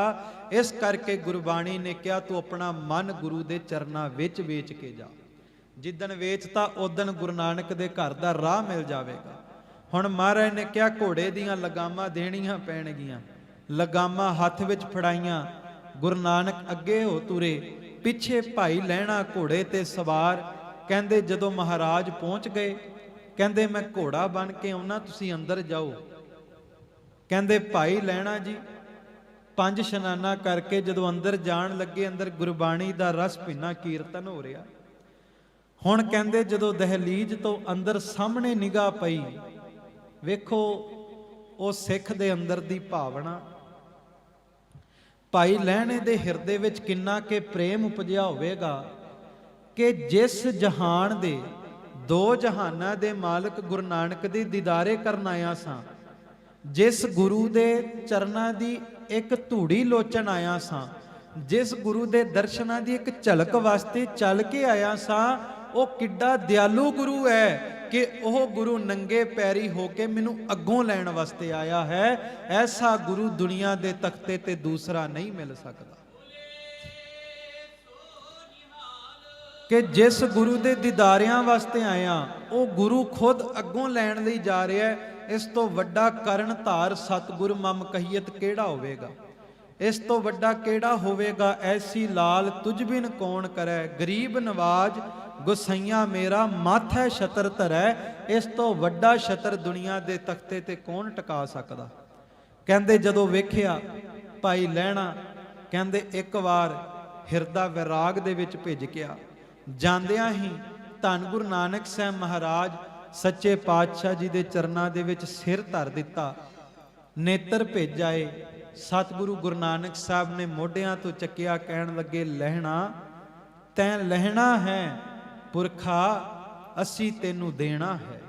ਮਹਾਰਾਜ ਨੇ ਪਹਿਲਾਂ ਹੀ ਬਚਨ ਕਰ ਦਿੱਤਾ ਕਿ ਲਹਿਣਿਆ ਤੂੰ ਲੈਣ ਵਾਲਾ ਹੈ, ਤੂੰ ਸਾਡੇ ਘਰ ਨੂੰ ਲੁੱਟ ਕੇ ਜਾਸੀ, ਤੈਂ ਲੈਣਾ ਹੈ ਪੁਰਖਾ, ਅਸੀਂ ਤੈਨੂੰ ਦੇਣਾ ਹੈ। ਇਹ ਗੁਰੂ ਨਾਨਕ ਨੇ ਪਹਿਲੀ ਵਾਰ ਹੀ ਬਚਨ ਕਰ ਦਿੱਤੇ। ਉਸ ਤੋਂ ਬਾਅਦ ਭਾਈ ਲਹਿਣਾ ਜੀ ਗੁਰੂ ਨਾਨਕ ਦੇ ਚਰਨਾਂ ਦੇ ਵਿੱਚ ਟਿਕੇ। ਸਵੇਰ ਹੋਈ, ਅੰਮ੍ਰਿਤ ਵੇਲਾ ਹੋਇਆ। ਹੁਣ ਕਹਿੰਦੇ ਜਿਹੜੀ ਦੇਵੀ ਦੇ ਦੀਦਾਰਿਆਂ ਵਾਸਤੇ ਜਾਣਾ ਸੀ ਨਾ, ਅੰਮ੍ਰਿਤ ਵੇਲੇ ਵੇਖਿਆ ਇੱਕ ਬਹੁਤ ਸੁੰਦਰ ਔਰਤ ਲਾਲ ਵਸਤਰਾਂ ਦੇ ਨਾਲ ਗੁਰੂ ਨਾਨਕ ਦੇ ਘਰ ਦੇ ਵਿੱਚ ਆ ਕੇ ਝਾੜੂ ਪਈ ਫੇਰ ਰਹੀ ਹੈ। ਕਹਿੰਦੇ ਸਤਿਗੁਰੂ ਗੁਰੂ ਨਾਨਕ ਸਾਹਿਬ ਦੇ ਘਰ ਵਿੱਚ ਝਾੜੂ ਪਈ ਫੇਰਦੀ ਤੇ ਸਤਿਗੁਰੂ ਗੁਰੂ ਨਾਨਕ ਸਾਹਿਬ ਦੇ ਪ੍ਰੇਮ ਵਿੱਚ ਭਿੱਜੇ ਭਾਈ ਲਹਿਣੇ ਨੇ ਜਾ ਕੇ ਪੁੱਛਿਆ, ਬੀਬਾ ਮਾਈ ਤੂੰ ਕੌਣ ਹੈ? ਅੱਗੋਂ ਉਸ ਬੀਬੀ ਨੇ ਕਿਹਾ, ਲਹਿਣਿਆ ਜਿਸ ਦੇਵੀ ਦੇ ਸਾਹਮਣੇ ਘੁੰਗਰੂ ਬਣ ਕੇ ਨੱਚਦਾ ਰਿਹਾ, ਅੱਜ ਪੁੱਛਦਾ ਹੈ ਤੂੰ ਕੌਣ ਹੈ? ਤੇ ਭਾਈ ਲਹਿਣਾ ਜੀ ਕਹਿਣ ਲੱਗੇ ਇੱਥੇ ਕਿਵੇਂ ਆਉਣਾ ਹੋਇਆ? ਅੱਗੋਂ ਦੇਵੀ ਨੇ ਮੁਖੋਂ ਉਚਾਰਿਆ, ਮੈਂ ਗੁਰੂ ਨਾਨਕ ਕੇ ਚਰਨਾ ਕੀ ਹੂੰ ਦਾਸੀ। ਤੂੰ ਮੇਰੇ ਚਰਨਾਂ ਵਿੱਚ ਆਉਣਾ ਤੇ ਮੈਂ ਇਸ ਚਰਨਾਂ ਦੇ ਵਿੱਚੋਂ ਧੂੜੀ ਇਕੱਠੀ ਕਰਕੇ ਦੁਨੀਆ ਵਿੱਚ ਜਾ ਕੇ ਪਈ ਵੰਡਦੀ ਹੈ। ਖਾਲਸਾ ਜੀ ਚੇਤੇ ਰੱਖਣਾ, ਧਰਮ ਦੇ ਰਾਹ ਤੇ ਜੇ ਤੁਰਨਾ ਹੋਵੇ ਨਾ, ਸਭ ਤੋਂ ਸੌਖਾ ਤਰੀਕਾ ਧਰਮ ਦੇ ਰਾਹ ਤੇ ਤੁਰਨ ਦਾ ਇੱਕੋ ਹੈ। ਬਾਹਰਲੇ ਕੱਪੜਿਆਂ ਤੇ ਨਾ ਜਾਈਏ, ਬਾਹਰਲੇ ਸਰੀਰ ਤੇ ਨਾ ਜਾਈਏ, ਬਾਹਰਲੀਆਂ ਨਿਸ਼ਾਨੀਆਂ, ਬਾਹਰਲੇ ਚਿੰਨ੍ਹ ਤੇ ਨਾ ਜਾਈਏ। ਬਸ ਧਰਮ ਦੇ ਰਾਹ ਤੇ ਜੇ ਤੁਰਨਾ, ਇੱਕ ਗੱਲ ਆਪਣੇ ਦਿਮਾਗ ਵਿੱਚ ਬਿਠਾ ਲਈਏ, ਜੋ ਕੁਝ ਵੀ ਵਰਤ ਰਿਹਾ ਹੈ ਸਾਰਾ ਕੁਝ ਉਸ ਰੱਬ ਦਾ ਰੂਪ ਹੀ ਵਰਤ ਰਿਹਾ ਹੈ। ਚਿਹਰੇ ਵੱਖਰੇ ਹੋ ਸਕਦੇ ਨੇ, ਰੰਗ ਵੱਖਰੇ ਹੋ ਸਕਦੇ ਨੇ, ਬਾਹਰਲੇ ਕੱਪੜੇ ਵੱਖਰੇ ਹੋ ਸਕਦੇ ਨੇ, ਪਰ ਵਿੱਚ ਵਰਤਣ ਵਾਲਾ ਰੱਬ ਇੱਕੋ ਹੈ, ਪਰਮਾਤਮਾ ਇੱਕੋ ਹੈ। ਇਸੇ ਕਰਕੇ ਗੁਰੂ ਗ੍ਰੰਥ ਸਾਹਿਬ ਚ ਕਿਹਾ, ਸਤਜੁਗ ਤੈ ਮਾਣਿਓ ਛਲਿਓ ਬਲ ਬਾਵਨ ਭਾਇਓ, ਤ੍ਰੇਤੇ ਤੈ ਮਾਣਿਓ ਰਾਮ ਰਘੁਵੰਸ ਕਹਾਇਓ, ਦੁਆਪਰ ਕ੍ਰਿਸ਼ਨ ਮੁਰਾਰ ਕੰਸ ਕਿਰਤਾਰਥ ਕੀਓ।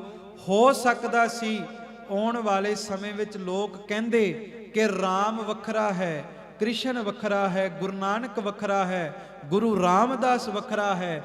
ਭੱਟਾਂ ਨੇ ਗੁਰੂ ਰਾਮਦਾਸ ਦੇ ਸਾਹਮਣੇ ਬਹਿ ਕੇ ਕਹਿ ਦਿੱਤਾ ਕਿ ਸੋਢੀ ਸੁਲਤਾਨ ਗੁਰੂ ਰਾਮਦਾਸ ਸਤਜੁਗ ਦੇ ਵਿੱਚ ਜੋ 52 ਅਵਤਾਰ ਆਇਆ, ਉਹ 52 ਅਵਤਾਰ ਵੀ ਤੁਸਾਂ ਨੇ ਧਾਰਿਆ। ਤ੍ਰੇਤੇ ਦੇ ਵਿੱਚ ਭਗਵਾਨ ਰਾਮ ਦੇ ਰੂਪ ਦੇ ਵਿੱਚ ਵੀ ਕੋਈ ਦੂਸਰਾ ਨਹੀਂ ਆਇਆ, ਉਹ ਵੀ ਰੂਪ ਤੁਸਾਂ ਨੇ ਧਾਰਿਆ। ਤੇ ਦੁਆਪਰ ਯੁੱਗ ਦੇ ਵਿੱਚ ਜਿਸ ਨੇ ਕੰਸ਼ ਦਾ ਵੱਧ ਕੀਤਾ, ਉਹ ਕ੍ਰਿਸ਼ਨ ਭਗਵਾਨ ਦੇ ਰੂਪ ਵਿੱਚ ਦੂਸਰਾ ਨਹੀਂ ਆਇਆ ਮਹਾਰਾਜ, ਉਹ ਵੀ ਰੂਪ ਤੁਸਾਂ ਨੇ ਧਾਰਿਆ। ਇਹ ਸਤਿਗੁਰੂ ਗੁਰੂ ਗ੍ਰੰਥ ਸਾਹਿਬ ਮਹਾਰਾਜ ਦੀ ਵਿਚਾਰਧਾਰਾ ਹੈ। ਇਹ ਸਤਿਗੁਰੂ ਗੁਰੂ ਗ੍ਰੰਥ ਸਾਹਿਬ ਮਹਾਰਾਜ ਦੀ ਫਿਲਾਸਫੀ ਹੈ ਕਿ ਸੰਸਾਰ ਦੇ ਧਰਮ ਦੇ ਝਗੜੇ ਖਤਮ ਹੋ ਜਾਣ ਤੇ ਬੰਦੇ ਨੂੰ ਇੱਕ ਧਰਮ ਚੇਤੇ ਰਹਿ ਜਾਵੇ, ਮਾਨਵਤਾ ਦਾ, ਇਨਸਾਨੀਅਤ ਦਾ। ਹੁਣ ਵੇਖੋ ਸਤਿਗੁਰੂ ਗੁਰੂ ਨਾਨਕ ਸਾਹਿਬ ਦੇ ਘਰ ਟਿਕ ਗਏ। ਕਹਿੰਦੇ ਇੱਕ ਦਿਨ ਭਾਈ ਲਹਿਣਾ ਜੀ ਸਤਿਗੁਰੂ ਗੁਰੂ ਨਾਨਕ ਸਾਹਿਬ ਖੇਤਾਂ ਵਿੱਚ ਸਨ, ਹਲ ਚਲਾ ਰਹੇ ਸਨ। ਗੁਰੂ ਨਾਨਕ ਸਾਹਿਬ ਵਰਗਾ ਗੁਰੂ ਕੋਈ ਨਹੀਂ। ਸਮਾਂ ਸੀ ਪੀਰ ਪੈਗੰਬਰ ਆਪਣੀ ਗੱਦੀਆਂ ਤੇ ਆਪਣੇ ਅਸਥਾਨਾਂ ਤੇ ਬੈਠਦੇ ਸੀ। ਦੁਖੀ ਲੋਕ ਆਪਣੇ ਦੁੱਖ ਲੈ ਕਰਕੇ ਉਹਨਾਂ ਪੀਰਾਂ ਫਕੀਰਾਂ ਕੋਲ ਜਾਇਆ ਕਰਦੇ ਸਨ। ਦੁਨੀਆ ਵਿੱਚ ਕੇਵਲ ਤੇ ਕੇਵਲ ਗੁਰੂ ਨਾਨਕ ਹੀ ਐਸਾ ਗੁਰੂ ਹੈ ਕਿ ਜਿਹਨੂੰ ਗੁਰੂ ਨਾਨਕ ਨੇ ਪਤਾ ਲੱਗਾ, ਜਦੋਂ ਗੁਰੂ ਨਾਨਕ ਨੂੰ ਪਤਾ ਲੱਗਾ ਦੁਨੀਆ ਦੇ ਕਿਸੇ ਵੀ ਕੋਨੇ ਤੇ ਕੋਈ ਦੁਖੀ ਵਸਦਾ ਹੈ, ਗੁਰੂ ਨਾਨਕ ਨੇ ਉਹਦੀ ਉਡੀਕ ਨਹੀਂ ਕੀਤੀ ਵੀ ਕਰਤਾਰਪੁਰ ਚੱਲ ਕੇ ਆਵੇ। ਧੰਨ ਗੁਰੂ ਨਾਨਕ ਸਾਹਿਬ ਨੂੰ ਜਿੱਥੇ ਪਤਾ ਲੱਗਾ ਕੋਈ ਦੁਖੀ ਵਸਦਾ ਹੈ, ਬਾਬੇ ਨੇ ਉਸ ਹਰ ਦੁਖੀ ਬੰਦੇ ਨੂੰ ਗਲ ਵਿੱਚ ਲਾ ਕਰਕੇ ਕਲਾਵੇ ਵਿੱਚ ਲੈ ਕਰਕੇ ਉਸ ਦੁਖੀ ਬੰਦੇ ਦਾ ਦੁੱਖ ਦੂਰ ਕੀਤਾ। ਖਾਲਸਾ ਜੀ, ਸਤਿਗੁਰੂ ਗੁਰੂ ਨਾਨਕ ਸਾਹਿਬ ਮਹਾਰਾਜ ਖੇਤਾਂ ਵਿੱਚ ਕੰਮ ਕਰ ਰਹੇ ਸਨ। ਕਹਿੰਦੇ ਭਾਈ ਲਹਿਣਾ ਜੀ ਆ ਗਏ। ਸਤਿਗੁਰੂ ਗੁਰੂ ਨਾਨਕ ਸਾਹਿਬ ਮਹਾਰਾਜ ਦਾ ਬਚਨ ਸਦਾ ਸਤ ਕਰਕੇ ਮੰਨਿਆ ਸੀ। ਸਤਿਗੁਰੂ ਨੇ ਕਿਹਾ, ਆ ਪੁਰਖਾ ਖੇਤਾਂ ਦੇ ਵਿੱਚ ਕੰਮ ਕਰੀਏ। ਭਾਈ ਲਹਿਣਾ ਜੀ ਨੇ ਕਦੇ ਕੰਮ ਨਹੀਂ ਸੀ ਕੀਤਾ ਖੇਤਾਂ ਵਿੱਚ। ਭਾਈ ਲਹਿਣਾ ਜੀ ਚਲੇ ਗਏ, ਸਤ ਬਚਨ ਕਹਿ ਦਿੱਤਾ। ਗੁਰੂ ਨਾਨਕ ਸਾਹਿਬ ਕਹਿੰਦੇ ਕਿ ਫਸਲ ਵਾਲਾ ਬੂਟਾ ਨਹੀਂ ਪਟਣਾ, ਬਿਮਾਰੀ ਵਾਲਾ ਬੂਟਾ ਪੱਟ ਦੇਣਾ ਹੈ। ਕਹਿੰਦੇ ਸਤਿਗੁਰੂ ਗੁਰੂ ਨਾਨਕ ਸਾਹਿਬ ਨੂੰ ਸਤ ਕਹਿ ਦਿੱਤਾ। ਭਾਈ ਲਹਿਣਾ ਜੀ ਨੂੰ ਖੇਤੀ ਦਾ ਗਿਆਨ ਨਹੀਂ ਸੀ, ਬਿਮਾਰੀ ਵਾਲਾ ਤੇ ਪਟਿਆ ਨਾ, ਪਰ ਫਸਲ ਵਾਲਾ ਬੂਟਾ ਪੱਟ ਦਿੱਤਾ। ਉਧਰੋਂ ਆਵਾਜ਼ ਆਈ, ਪੁਰਖਾ ਪਰਮਾਤਮਾ ਨਹੀਂ ਪਟਣਾ, ਜਵਾਲਾ ਪਟਣੀ ਹੈ। ਪੁਰਖਾ ਔਗਣ ਨੇ ਗੁਣ ਨਹੀਂ ਪਟਨੇ, ਔਗਣ ਪਟਨੇ ਨੇ। ਆਪਣੇ ਅੰਦਰੋਂ ਔਗਣ ਨੂੰ ਪੱਟ ਕੇ ਇੱਕ ਪਾਸੇ ਰੱਖ ਦੇ, ਗੁਣਾ ਨੂੰ ਨਾ ਪਟਿਆ ਕਰ। ਖੇਤੀਬਾੜੀ ਦੇ ਵਿੱਚੋਂ ਗੁਰੂ ਨਾਨਕ ਸਾਹਿਬ ਨੇ ਬਹੁਤ ਵੱਡੀ ਸਿੱਖਿਆ ਦਿੱਤੀ। ਅਖੀਰ ਕਹਿੰਦੇ ਮਹਾਰਾਜ ਨੇ ਨਾ ਸਿਰ ਦੇ ਉੱਤੇ ਗਾਰ ਦਾ ਟੋਕਰਾ ਚਕਾ ਦਿੱਤਾ ਤੇ ਬੜੇ ਸੋਹਣੇ ਕੀਮਤੀ ਵਸਤਰ ਪਾਏ ਸੀ, ਸਾਰੇ ਹੀ ਗਾਰ ਦੇ ਨਾਲ ਭਰ ਗਏ। ਤੇ ਜਦੋਂ ਭਾਈ ਲਹਿਣਾ ਜੀ ਆਏ, ਮਾਤਾ ਸੁਲੱਖਣੀ ਨੇ ਵੇਖਿਆ ਵੀ ਬੜਾ ਸੋਹਣਾ ਚੋਲਾ ਪਾਇਆ, ਇੰਨਾ ਕੀਮਤੀ ਜਾਮਾ ਪਾਇਆ, ਸਾਰੇ ਦਾ ਸਾਰਾ ਗਾਰ ਦੇ ਨਾਲ ਚਿੱਕੜ ਦੇ ਨਾਲ ਲਿਬੜਿਆ ਹੋਇਆ। ਗੁਰੂ ਨਾਨਕ ਸਾਹਿਬ ਆਏ, ਮਾਤਾ ਸੁਲੱਖਣੀ ਜੀ ਕਹਿੰਦੇ ਸਤਿਗੁਰੂ ਭਾਈ ਲਹਿਣੇ ਦੇ ਵਸਤਰ ਬਹੁਤ ਕੀਮਤੀ ਸਨ, ਸਿਰ ਤੇ ਤੁਸੀਂ ਗਾਰ ਦਾ ਟੋਕਰਾ ਤੇ ਲਦਾ ਦਿੱਤਾ ਤੇ ਸਾਰੇ ਦੇ ਸਾਰੇ ਵਸਤਰ ਵੀ ਚਿੱਕੜ ਦੇ ਨਾਲ ਲਿਬੜੇ ਹੋਏ ਨੇ। ਸਤਿਗੁਰੂ ਗੁਰੂ ਨਾਨਕ ਸਾਹਿਬ ਕਹਿਣ ਲੱਗੇ, ਭਾਗਵਾਨੇ ਇਹ ਵਸਤਰਾਂ ਦੇ ਉੱਤੇ ਗਾਰ ਜਾਂ ਚਿੱਕੜ ਨਹੀਂ ਲੱਗਾ, ਇਹ ਤੇ ਗੁਰੂ ਨਾਨਕ ਨੇ ਆਪਣੇ ਘਰ ਦਾ ਕੇਸਰ ਦਾ ਛਿੜਕਾਅ ਕੀਤਾ ਹੈ। ਤੇ ਜਿਹੜਾ ਸਿਰ ਤੇ ਤੁਹਾਨੂੰ ਗਾਰ ਦਾ ਚਿੱਕੜ ਦਾ ਟੋਕਰਾ ਲੱਗ ਰਿਹਾ ਹੈ, ਇਹ ਉਸ ਅਕਾਲ ਪੁਰਖ ਵਾਹਿਗੁਰੂ ਪਰਮਾਤਮਾ ਦੇ ਘਰ ਦਾ ਦਰਗਾਹੀ ਛਤਰ ਅਸੀਂ ਭਾਈ ਲਹਿਣੇ ਦੇ ਸਿਰ ਤੇ ਟਿਕਾ ਦਿੱਤਾ ਹੈ। ਖਾਲਸਾ ਜੀ, ਇਸ ਤਰ੍ਹਾਂ ਸਤਿਗੁਰੂ ਗੁਰੂ ਨਾਨਕ ਸਾਹਿਬ ਦੇ ਘਰ ਵਿੱਚ ਸਿੱਖ ਬਣ ਕੇ ਭਾਈ ਲਹਿਣਾ ਜੀ ਨੇ ਮਹਾਨ ਸੇਵਾ ਕੀਤੀ। ਪਰ ਮਹਿਮਾ ਪ੍ਰਕਾਸ਼ ਦੇ ਬੋਲ ਨੇ ਅਨੇਕਾਂ ਪਰਖਾਂ ਦੇ ਵਿੱਚ ਉਤਰਨ ਤੋਂ ਬਾਅਦ ਸਤਿਗੁਰੂ ਗੁਰੂ ਨਾਨਕ ਸਾਹਿਬ ਮਹਾਰਾਜ ਨੇ ਭਾਈ ਲਹਿਣਾ ਜੀ ਨੂੰ ਫਿਰ ਬਚਨ ਕੀਤਾ। ਪਹਿਲਾਂ ਤੇ ਸਤਿਗੁਰੂ ਗੁਰੂ ਨਾਨਕ ਸਾਹਿਬ ਨੇ ਆਪਣੇ ਅੰਗ ਦੇ ਨਾਲ ਜਦੋਂ ਲਾਇਆ, ਲਹਿਣੇ ਤੋਂ ਅੰਗਦ ਬਣਾ ਦਿੱਤਾ। ਇਹ ਗੁਰੂ ਨਾਨਕ ਦਾ ਘਰ ਹੈ। ਇੱਥੇ ਕੋਈ ਪਾਪੀ ਆਵੇ, ਇਹ ਪਾਪੀਆਂ ਤੋਂ ਇਨਸਾਨ ਬਣਾਉਂਦਾ ਹੈ। ਕੋਈ ਇਨਸਾਨ ਆਵੇ, ਇਨਸਾਨਾਂ ਤੋਂ ਦੇਵਤਾ ਬਣਾਉਂਦਾ ਹੈ। ਕੋਈ ਦੇਵਤਾ ਆਵੇ, ਇਹ ਦੇਵਤਾ ਤੋਂ ਰੱਬ ਦਾ ਰੂਪ ਬਣਾ ਦਿੰਦਾ ਹੈ। ਕਹਿੰਦੇ ਇੱਕ ਦਿਨ ਸਾਧੂਆਂ ਦੀ ਇੱਕ ਮੰਡਲੀ ਆਈ ਸਿੱਧਾਂ ਦੀ, ਕਰਤਾਰਪੁਰ ਦੀ ਧਰਤੀ ਤੇ। ਸਤਿਗੁਰੂ ਗੁਰੂ ਨਾਨਕ ਸਾਹਿਬ ਦੇ ਘਰ ਵਿੱਚ ਆਏ, ਵੇਖਿਆ ਕੁਝ ਸੱਜਣ ਸੰਗਤਾਂ ਦੇ ਸਰੀਰ ਉਹ ਲੰਗਰ ਪਕਾ ਰਹੇ ਨੇ, ਕੁਝ ਸੱਜਣ ਲੱਕੜਾਂ ਲਿਆ ਰਹੇ ਨੇ ਬਾਲਣ ਵਾਸਤੇ, ਕੁਝ ਸਰੀਰ ਡੰਗਰਾਂ ਨੂੰ ਨਵਾ ਰਹੇ ਨੇ, ਕੁਝ ਸਰੀਰ ਖੇਤਾਂ ਵਿੱਚ ਕੰਮ ਕਰ ਰਹੇ ਨੇ। ਉਹ ਸਾਧਾਂ ਦਾ ਮੁਖੀ ਕਹਿਣ ਲੱਗਾ ਗੁਰੂ ਨਾਨਕ ਨੂੰ, ਕਹਿੰਦਾ ਨਾਨਕ ਤੁਸਾਂ ਨੇ ਤਾਂ ਆਪਣੇ ਘਰ ਦੇ ਵਿੱਚ ਸਾਣ ਪਾਲੇ ਹੋਏ ਨੇ, ਡੰਗਰ ਹੀ ਪਾਲੇ ਹੋਏ ਨੇ। ਉਹਨੇ ਪਹਿਲੇ ਦਿਨ ਇਹ ਬਚਨ ਕੀਤਾ। ਗੁਰੂ ਨਾਨਕ ਸਾਹਿਬ ਨੇ ਅੱਗੋਂ ਕੋਈ ਗੁੱਸਾ ਨਾ ਕੀਤਾ। ਕਿੱਡਾ ਵਿਸ਼ਾਲ ਹਿਰਦਾ ਗੁਰੂ ਨਾਨਕ ਦਾ। ਕਹਿੰਦਾ ਗੁਰੂ ਨਾਨਕ ਤੁਸਾਂ ਨੇ ਆਪਣੇ ਘਰ ਵਿੱਚ ਸਾਣ ਪਾਲੇ ਨੇ, ਵੀ ਡੰਗਰਾਂ ਦੀ ਤਰ੍ਹਾਂ ਇਹ ਕੰਮ ਕਰਦੇ ਨੇ, ਇਹ ਡੰਗਰ ਪਾਲੇ ਨੇ। ਗੁਰੂ ਨਾਨਕ ਸਾਹਿਬ ਕਹਿੰਦੇ ਕੋਈ ਨਹੀਂ ਪੁਰਖੋ, ਤੁਸੀਂ ਥੋੜੇ ਦਿਨ ਹੋਰ ਇਸ ਘਰ ਦੇ ਵਿੱਚ ਟਿਕ ਜਾਓ। ਕਹਿੰਦੇ ਸਾਧਾਂ ਦੀ ਮੰਡਲੀ 2 ਕੁ ਦਿਨ ਹੋਰ ਟਿਕੀ। ਤੀਸਰੇ ਦਿਨ ਜਦੋਂ ਉਹਨਾਂ ਨੂੰ ਅਨੁਭਵ ਹੋਇਆ, ਸੇਵਾ ਕਰਦਿਆਂ ਨੂੰ ਵੇਖਿਆ, ਤੀਸਰੇ ਦਿਨ ਜਾਣ ਲੱਗੇ, ਗੁਰੂ ਨਾਨਕ ਨੂੰ ਕਹਿਣ ਲੱਗੇ ਗੁਰੂ ਨਾਨਕ ਤੁਸਾਂ ਨੇ ਆਪਣੇ ਘਰ ਵਿੱਚ ਸਾਣ ਨਹੀਂ, ਤੁਸਾਂ ਨੇ ਆਪਣੇ ਘਰ ਦੇ ਵਿੱਚ ਇਨਸਾਨ ਪਾਲੇ ਹੋਏ ਨੇ, ਜਿਹੜੇ ਪ੍ਰੇਮ ਵਿੱਚ ਭਿੱਜ ਕੇ ਲੋਕਾਂ ਦੀ ਸੇਵਾ ਕਰਦੇ ਨੇ, ਇਨਸਾਨੀਅਤ ਝਲਕਦੀ ਹੈ। ਗੁਰੂ ਨਾਨਕ ਸਾਹਿਬ ਨੇ ਫਿਰ ਕਹਿ ਦਿੱਤਾ ਸਤਿਪੁਰਸ਼ੋ ਥੋੜੇ ਦਿਨ ਹੋਰ ਟਿਕ ਜਾਓ ਕਰਤਾਰਪੁਰ ਦੀ ਧਰਤੀ ਤੇ। ਕਹਿੰਦੇ 2 ਕੁ ਦਿਨ ਹੋਰ ਟਿਕੇ ਤੇ ਫਿਰ 3 ਕੁ ਦਿਨਾਂ ਦੇ ਬਾਅਦ ਸਾਧੂ ਗੁਰੂ ਨਾਨਕ ਦੇ ਚਰਨਾਂ ਵਿੱਚ ਹਾਜ਼ਰ ਹੋਏ। ਕਹਿੰਦੇ ਨਾਨਕ ਸਾਨੂੰ ਇਜਾਜ਼ਤ ਬਖਸ਼ੋ, ਅਸੀਂ ਪਰ ਪਹਿਲੇ ਦਿਨ ਕਿਹਾ ਸੀ ਤੁਸੀਂ ਸਾਣ ਪਾਲੇ ਨੇ, ਦੂਸਰੀ ਵਾਰੀ ਕਿਹਾ ਸਾਣ ਨਹੀਂ, ਤੁਸੀਂ ਇਨਸਾਨ ਪਾਲੇ ਨੇ। ਐ ਗੁਰੂ ਨਾਨਕ ਹੁਣ ਤੀਸਰੀ ਵਾਰ ਅਸੀਂ ਕਹਿੰਦੇ ਆ, ਗੁਰੂ ਨਾਨਕ ਤੂੰ ਇਨਸਾਨ ਨਹੀਂ, ਤੂੰ ਆਪਣੇ ਘਰ ਦੇ ਵਿੱਚ ਦੇਵੀ ਦੇਵਤੇ ਪਾਲੇ ਹੋਏ ਨੇ। ਸਤਿਗੁਰੂ ਨੇ ਫਿਰ ਕਿਹਾ, ਸਤਿਪੁਰਸ਼ੋ ਹਲੇ ਹੋਰ ਟਿਕ ਜਾਓ। ਕਹਿੰਦੇ ਜਦੋਂ ਸਾਧੂ ਹੋਰ 4 ਕੁ ਦਿਨ ਟਿਕੇ, ਅਖੀਰਲੇ ਦਿਨ ਕਹਿਣ ਲੱਗੇ, ਗੁਰੂ ਨਾਨਕ ਤੂੰ ਆਪਣੇ ਘਰ ਦੇ ਵਿੱਚ ਸਾਣ ਵੀ ਨਹੀਂ ਪਾਲੇ, ਇਨਸਾਨ ਵੀ ਨਹੀਂ ਪਾਲੇ, ਤੂੰ ਆਪਣੇ ਘਰ ਵਿੱਚ ਦੇਵੀ ਦੇਵਤੇ ਵੀ ਨਹੀਂ ਪਾਲੇ। ਗੁਰੂ ਨਾਨਕ ਤੇਰੇ ਘਰ ਦੇ ਵਿੱਚ ਰੱਬ ਖੁਦ ਪਲ ਰਿਹਾ ਹੈ, ਰੱਬ ਖੁਦ ਵਸ ਰਿਹਾ ਹੈ। ਕਹਿੰਦੇ ਨਾਲ ਦੇ ਚੇਲਿਆਂ ਨੇ ਮੁਖੀਏ ਨੂੰ ਪੁੱਛਿਆ ਵੀ ਪਹਿਲੇ ਦਿਨ ਸਾਣ ਕਿਹਾ, ਦੂਸਰੇ ਦਿਨ ਇਨਸਾਨ ਕਿਹਾ, ਤੀਸਰੇ ਦਿਨ ਦੇਵਤੇ ਕਿਹਾ, ਚੌਥੇ ਦਿਨ ਰੱਬ ਕਿਹਾ, ਕਿਉਂ? ਕਹਿੰਦਾ ਜਦੋਂ ਪਹਿਲੀ ਵਾਰ ਕੰਮ ਕਰਦਿਆਂ ਨੂੰ ਵੇਖਿਆ ਸੀ, ਸੋਚਿਆ ਸੀ ਡੰਗਰਾਂ ਦੀ ਤਰ੍ਹਾਂ ਕੰਮ ਕਰਦੇ ਆ, ਪਰ ਜਦੋਂ ਇਹਨਾਂ ਦੇ ਵਿੱਚ ਰਹਿ ਕੇ ਪ੍ਰੇਮ ਭਾਵਨਾ ਵੇਖੀ, ਨਜ਼ਰ ਆਇਆ ਗੁਰੂ ਨਾਨਕ ਦੇ ਘਰ ਦੇ ਸੇਵਾਦਾਰ ਇਨਸਾਨੀਅਤ ਤੇ ਪਹਿਰਾ ਦਿੰਦੇ ਨੇ, ਇਹ ਇਨਸਾਨ ਕਹਿਲਾਉਂਦੇ ਨੇ। ਕਹਿੰਦਾ ਤੀਸਰੀ ਵਾਰ ਵੇਖਿਆ, ਜਦੋਂ ਇਹਨਾਂ ਨੂੰ ਸੇਵਾ ਤੋਂ ਬਾਅਦ ਅੰਮ੍ਰਿਤ ਵੇਲੇ ਚੌਂਕੜਾ ਲਾ ਕੇ ਜਪਦੇ ਹੋਏ ਵੇਖਿਆ, ਮਹਿਸੂਸ ਹੋਇਆ ਇਹ ਕੇਵਲ ਇਨਸਾਨ ਨਹੀਂ, ਇਹ ਰੱਬ ਨੂੰ ਜਪਣ ਵਾਲੇ ਦੇਵੀ ਦੇਵਤੇ ਵਸ ਰਹੇ ਨੇ।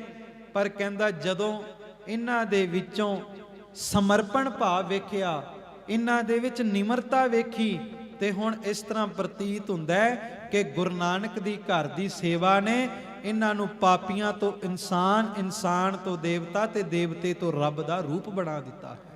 ਇਸੇ ਕਰਕੇ ਗੁਰੂ ਅੰਗਦ ਸਾਹਿਬ ਨੇ ਕਿਹਾ, ਬਲਿਹਾਰੀ ਗੁਰ ਆਪਣੇ ਦਿਉਹਾੜੀ ਸਦਵਾਰ, ਜਿਨ ਮਾਨਸ ਤੇ ਦੇਵਤੇ ਕੀਏ ਕਰਤ ਨਾ ਲਾਗੀ ਬਾਰ। ਤੂੰ ਗੁਰੂ ਗ੍ਰੰਥ ਸਾਹਿਬ ਨੂੰ ਭਾਵਨਾ ਨਾਲ ਮੱਥਾ ਟੇਕੀ, ਇਹ ਤੈਨੂੰ ਦੁਨੀਆ ਦੇ ਵਿੱਚ ਰੱਬ ਤੱਕ ਪਹੁੰਚਾ ਦੇਵੇਗਾ। ਖਾਲਸਾ ਜੀ ਭਾਈ ਲਹਿਣਾ ਜੀ ਨੂੰ ਸਤਿਗੁਰੂ ਨੇ ਰੱਬ ਦਾ ਰੂਪ ਬਣਾ ਕੇ ਹੁਕਮ ਕੀਤਾ ਕਿ ਪੁਰਖਾ ਖਡੂਰ ਮਾਤਾ ਵਰਾਈ ਦੇ ਘਰ ਜਾਣਾ, ਉੱਥੇ ਸਾਡੀ ਮੰਜੀ ਹੈ, ਉਹ ਮੰਜੀ ਸਾਡਾ ਸਿੰਘਾਸਨ ਹੈ, ਅਸਾਂ ਉੱਥੇ ਆ ਕੇ ਹੀ ਤੁਸਾਂ ਨੂੰ ਮਿਲਣਾ। ਭਾਈ ਲਹਿਣਾ ਜੀ ਕਹਿੰਦੇ ਮਾਤਾ ਵਰਾਈ ਦੇ ਘਰ ਚਲੇ ਗਏ, ਪਰ ਵੈਰਾਗ ਬੜਾ ਸੀ। ਮਾਤਾ ਵਰਾਈ ਦੇ ਘਰ ਗਏ, ਬਚਨ ਕਰ ਦਿੱਤਾ, ਮਾਂ ਅਸੀਂ ਹੁਣ ਕੇਵਲ ਇਕਾਂਤ ਵਿੱਚ ਟਿਕਣਾ ਚਾਹੁੰਦੇ ਹਾਂ, ਸਾਡੀ ਇਜਾਜ਼ਤ ਤੋਂ ਬਿਨਾ ਇਹ ਦਰਵਾਜ਼ਾ ਖੋਲਿਆ ਨਾ ਜਾਵੇ, ਬੂਹਾ ਨਾ ਖੋਲਿਆ ਜਾਵੇ। ਕਹਿੰਦੇ ਧੰਨ ਗੁਰੂ ਅੰਗਦ ਸਾਹਿਬ ਜੀ ਅੰਦਰ ਉਸ ਪਲੰਘੇ ਤੇ ਸ਼ੁਭਾਏਮਾਨ, ਸੰਗਤਾਂ ਦੇ ਅੰਦਰ ਬੇਬਲਤਾ ਗੁਰੂ ਦੇ ਦੀਦਾਰਿਆਂ ਵਾਸਤੇ। ਉਦੋਂ ਫਿਰ ਬ੍ਰਹਮ ਗਿਆਨੀ ਬਾਬਾ ਬੁੱਢਾ ਜੀ ਦੀ ਯਾਦ ਆਈ। ਬਾਬਾ ਬੁੱਢਾ ਜੀ ਨੂੰ ਸੰਗਤਾਂ ਨੇ ਕਿਹਾ, ਗੁਰੂ ਸਾਹਿਬ ਗੁਪਤ ਰੂਪ ਵਿੱਚ ਨੇ, ਜੇ ਕੋਈ ਪ੍ਰਗਟ ਕਰ ਸਕਦਾ ਤੁਸੀਂ ਕਰ ਸਕਦੇ ਹੋ, ਕਿਉਂਕਿ ਤੁਹਾਨੂੰ ਇਹ ਬਚਨ ਨੇ ਗੁਰੂ ਨਾਨਕ ਦੇ ਘਰ ਦੇ ਬੁੱਢਿਆ, ਤੇਰੇ ਤੋਂ ਕਦੇ ਓਲੇ ਨਾ ਹੋਸਾਂ। ਬਾਬਾ ਬੁੱਢਾ ਜੀ, ਜਿੱਥੇ ਵੀ ਗੁਰੂ ਨਾਨਕ ਦੀ ਜੋਤ ਹੋਵੇਗੀ, ਤੁਹਾਡੀ ਅੱਖ ਗੁਰੂ ਨਾਨਕ ਦੀ ਜੋਤ ਨੂੰ ਪਹਿਚਾਨ ਹੀ ਲਵੇਗੀ। ਕਹਿੰਦੇ ਬਾਬਾ ਬੁੱਢਾ ਜੀ ਨੇ ਫਿਰ ਕਿਰਪਾ ਕੀਤੀ, ਸੰਗਤਾਂ ਨੂੰ ਸ਼ਬਦ ਚੌਂਕੀ ਦੇ ਰੂਪ ਦੇ ਵਿੱਚ ਲੈ ਕੇ ਗਏ। ਕਹਿੰਦੇ ਸ਼ਬਦ ਕੀਰਤਨ ਕਰਦੇ ਕਰਦੇ ਮਾਤਾ ਵਰਾਈ ਦੇ ਘਰ ਬੈਠ ਗਏ ਤੇ ਜਾ ਕੇ ਉੱਚੀ ਆਵਾਜ਼ ਵਿੱਚ ਕਿਹਾ, ਮੇਰੇ ਲਾਲ ਜੀਓ ਤੇਰਾ ਅੰਤ ਨਾ ਜਾਣਾ, ਤੂੰ ਜਲ ਥਲ ਮਹੀਲ ਭਰਪੁਰ ਲੀਣਾ, ਤੂੰ ਆਪੇ ਸਰਬ ਸਮਾਣਾ। ਕਹਿੰਦੇ ਜਦੋਂ ਗੁਰੂ ਨਾਨਕ ਦੇ ਬਚਨ ਗੁਰੂ ਅੰਗਦ ਸਾਹਿਬ ਦੇ ਕੰਨਾਂ ਵਿੱਚ ਪਏ, ਸਤਿਗੁਰੂ ਨੇ ਬੂਹਾ ਖੋਲਿਆ, ਬਾਹਰ ਆਏ, ਬਾਬਾ ਬੁੱਢਾ ਸਾਹਿਬ ਜੀ ਨੂੰ ਜੱਫੇ ਮਾਰੇ ਤੇ ਸਤਿਗੁਰੂ ਗੁਰੂ ਅੰਗਦ ਸਾਹਿਬ ਦੇ ਨੇਤਰਾਂ ਵਿੱਚੋਂ ਜਲ ਆ ਰਿਹਾ ਸੀ। ਮਹਾਰਾਜ ਨੇ ਸਭ ਤੋਂ ਪਹਿਲਾ ਬਚਨ ਕੀਤਾ, ਜਿਸ ਪਿਆਰੇ ਸਿਉ ਨੇਹੋ ਤਿਸ ਆਗੈ ਮਰ ਚੱਲੀਐ, ਧ੍ਰਿਗ ਜੀਵਨ ਸੰਸਾਰ ਤਾ ਕੈ ਪਾਛੈ ਜੀਵਨ। ਦੂਸਰਾ ਬਚਨ ਕੀਤਾ, ਬਾਬਾ ਜੀ ਤੁਸੀਂ ਕੇਵਲ ਸਾਨੂੰ ਪ੍ਰਗਟ ਨਹੀਂ ਕੀਤਾ, ਤੁਸੀਂ ਆਉਣ ਵਾਲੇ ਸਿੱਖਾਂ ਨੂੰ ਇਹ ਗੱਲ ਦੱਸ ਦਿੱਤੀ ਹੈ ਕਿ ਜਿਹੜਾ ਵੀ ਗੁਰੂ ਨਾਨਕ ਦੇ ਦਰਸ਼ਨ ਕਰਨਾ ਚਾਹੁੰਦਾ ਹੈ, ਉਹ ਗੁਰੂ ਨਾਨਕ ਦੇ ਕੀਰਤਨ ਨੂੰ ਗਲਵਕੜੀ ਪਾ ਲਵੇ। ਜਿਹੜਾ ਗੁਰੂ ਨਾਨਕ ਦੇ ਕੀਰਤਨ ਨੂੰ ਗਲਵਕੜੀ ਪਾ ਲੈਂਦਾ ਹੈ, ਗੁਰੂ ਨਾਨਕ ਕੀਰਤਨ ਕਰਨ ਵਾਲੇ ਕੀਰਤਨੀਏ ਨੂੰ ਗਲਵਕੜੀ ਪਾ ਲੈਂਦਾ ਹੈ। ਭਲੋ ਭਲੋ ਰੇ ਕੀਰਤਨੀਆਂ, ਕਲਯੁਗ ਮਹਿ ਕੀਰਤਨ ਪ੍ਰਧਾਨਾ। ਜਿਹੜਾ ਕੀਰਤਨ ਕਰਦਾ ਹੈ, ਬਾਬਾ ਉਹਦੀ ਬਾਹ ਨਹੀਂ ਛੱਡਦਾ। ਖਾਲਸਾ ਜੀ, ਇਸ ਤਰ੍ਹਾਂ ਸਤਿਗੁਰੂ ਗੁਰੂ ਅੰਗਦ ਸਾਹਿਬ ਮਹਾਰਾਜ ਸੱਚੇ ਪਾਤਸ਼ਾਹ ਨੇ ਸਾਨੂੰ ਦੱਸਿਆ, ਅੱਜ ਤੱਕ ਮਨੋਜ ਸੀ ਸੰਸਾਰ ਦੇ ਤਖਤੇ ਤੇ ਕਿ ਪਿਤਾ ਦੀ ਗੱਦੀ ਦਾ ਮਾਲਕ ਵੱਡਾ ਪੁੱਤਰ ਹੁੰਦਾ ਹੈ, ਪਰ ਗੁਰੂ ਨਾਨਕ ਦੇ ਘਰ ਨੇ ਦੱਸ ਦਿੱਤਾ ਕਿ ਇਸ ਘਰ ਦੇ ਵਿੱਚ ਕੇਵਲ ਪੁੱਤਰਾਂ ਨੂੰ, ਰਿਸ਼ਤੇਦਾਰਾਂ ਨੂੰ ਮਾਣ ਨਹੀਂ, ਇਸ ਘਰ ਦੇ ਵਿੱਚ ਜਿਹੜਾ ਜਿੰਨਾ ਨੀਵਾਂ ਹੋ ਕਰਕੇ ਸੇਵਾ ਕਰੇਗਾ ਉਹਨੂੰ ਗੁਰੂ ਨਾਨਕ ਦੇ ਘਰ ਦੇ ਵਿੱਚੋਂ ਓਨੀ ਵੱਡੀ ਦਾਤ ਮਿਲੇਗੀ। ਨਿਵੈ ਸੋ ਗੋਰਾ ਹੋਏ, ਇਹ ਸਤਿਗੁਰੂ ਗੁਰੂ ਨਾਨਕ ਸਾਹਿਬ ਦੇ ਘਰ ਦੀ ਸਿੱਖਿਆ।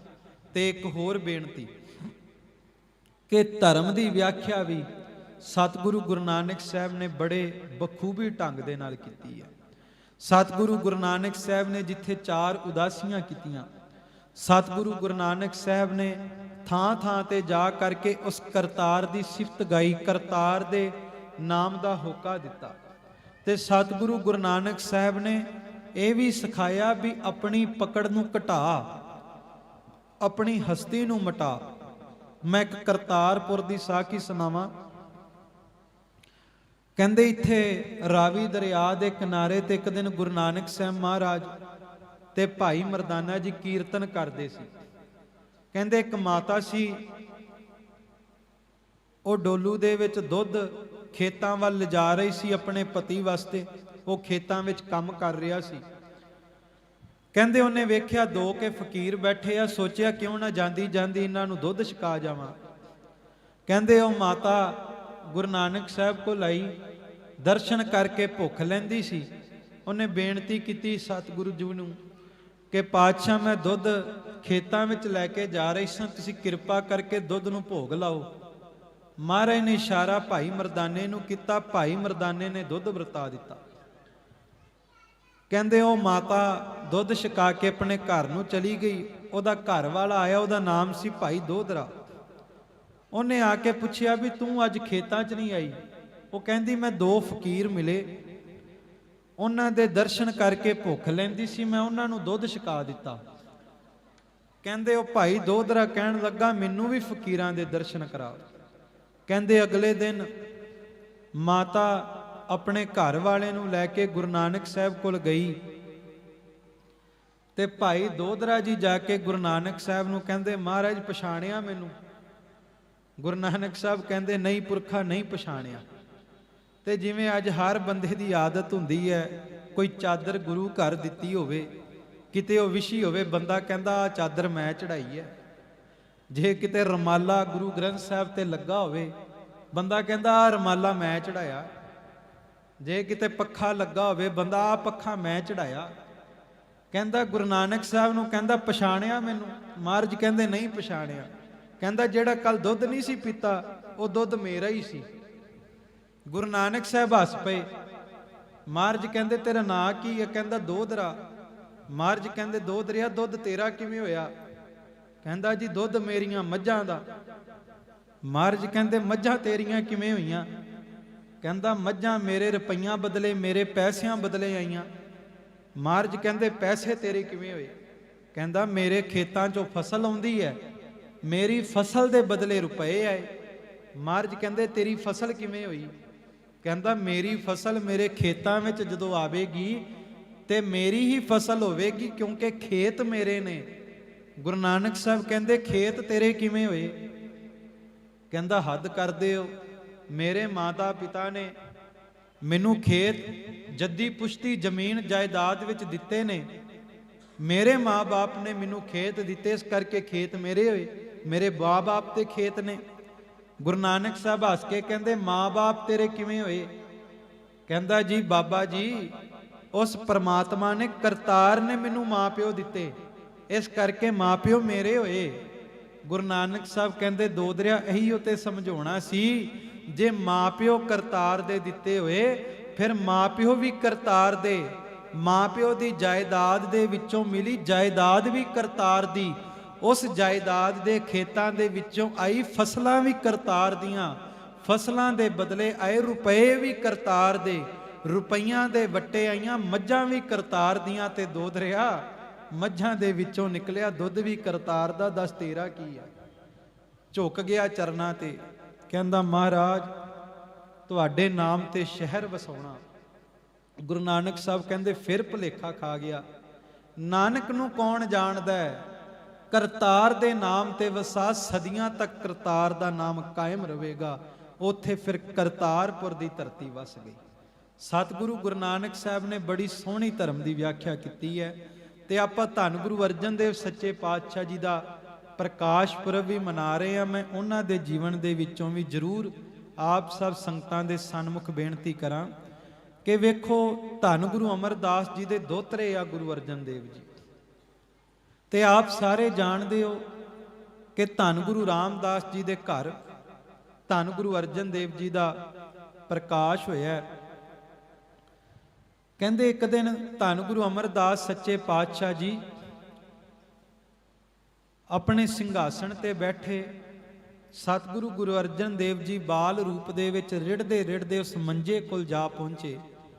ਮੰਜੇ ਤੇ ਚੜ੍ਹਨ ਦੀ ਕੋਸ਼ਿਸ਼ ਕਰਨ ਲੱਗੇ ਤੇ ਬੋਲ ਆਏ ਗੁਰੂ ਅਮਰਦਾਸ ਦੀ ਮੁਬਾਰਕ ਰਸਨਾ ਤੋਂ, ਇਹ ਕਿਹੜਾ ਵੱਡਾ ਪੁਰਖ ਹੈ ਭਾਰੀ, ਜਿਸ ਨੇ ਮੰਜੀ ਹਲਾਈ ਹੈ ਸਾਰੀ।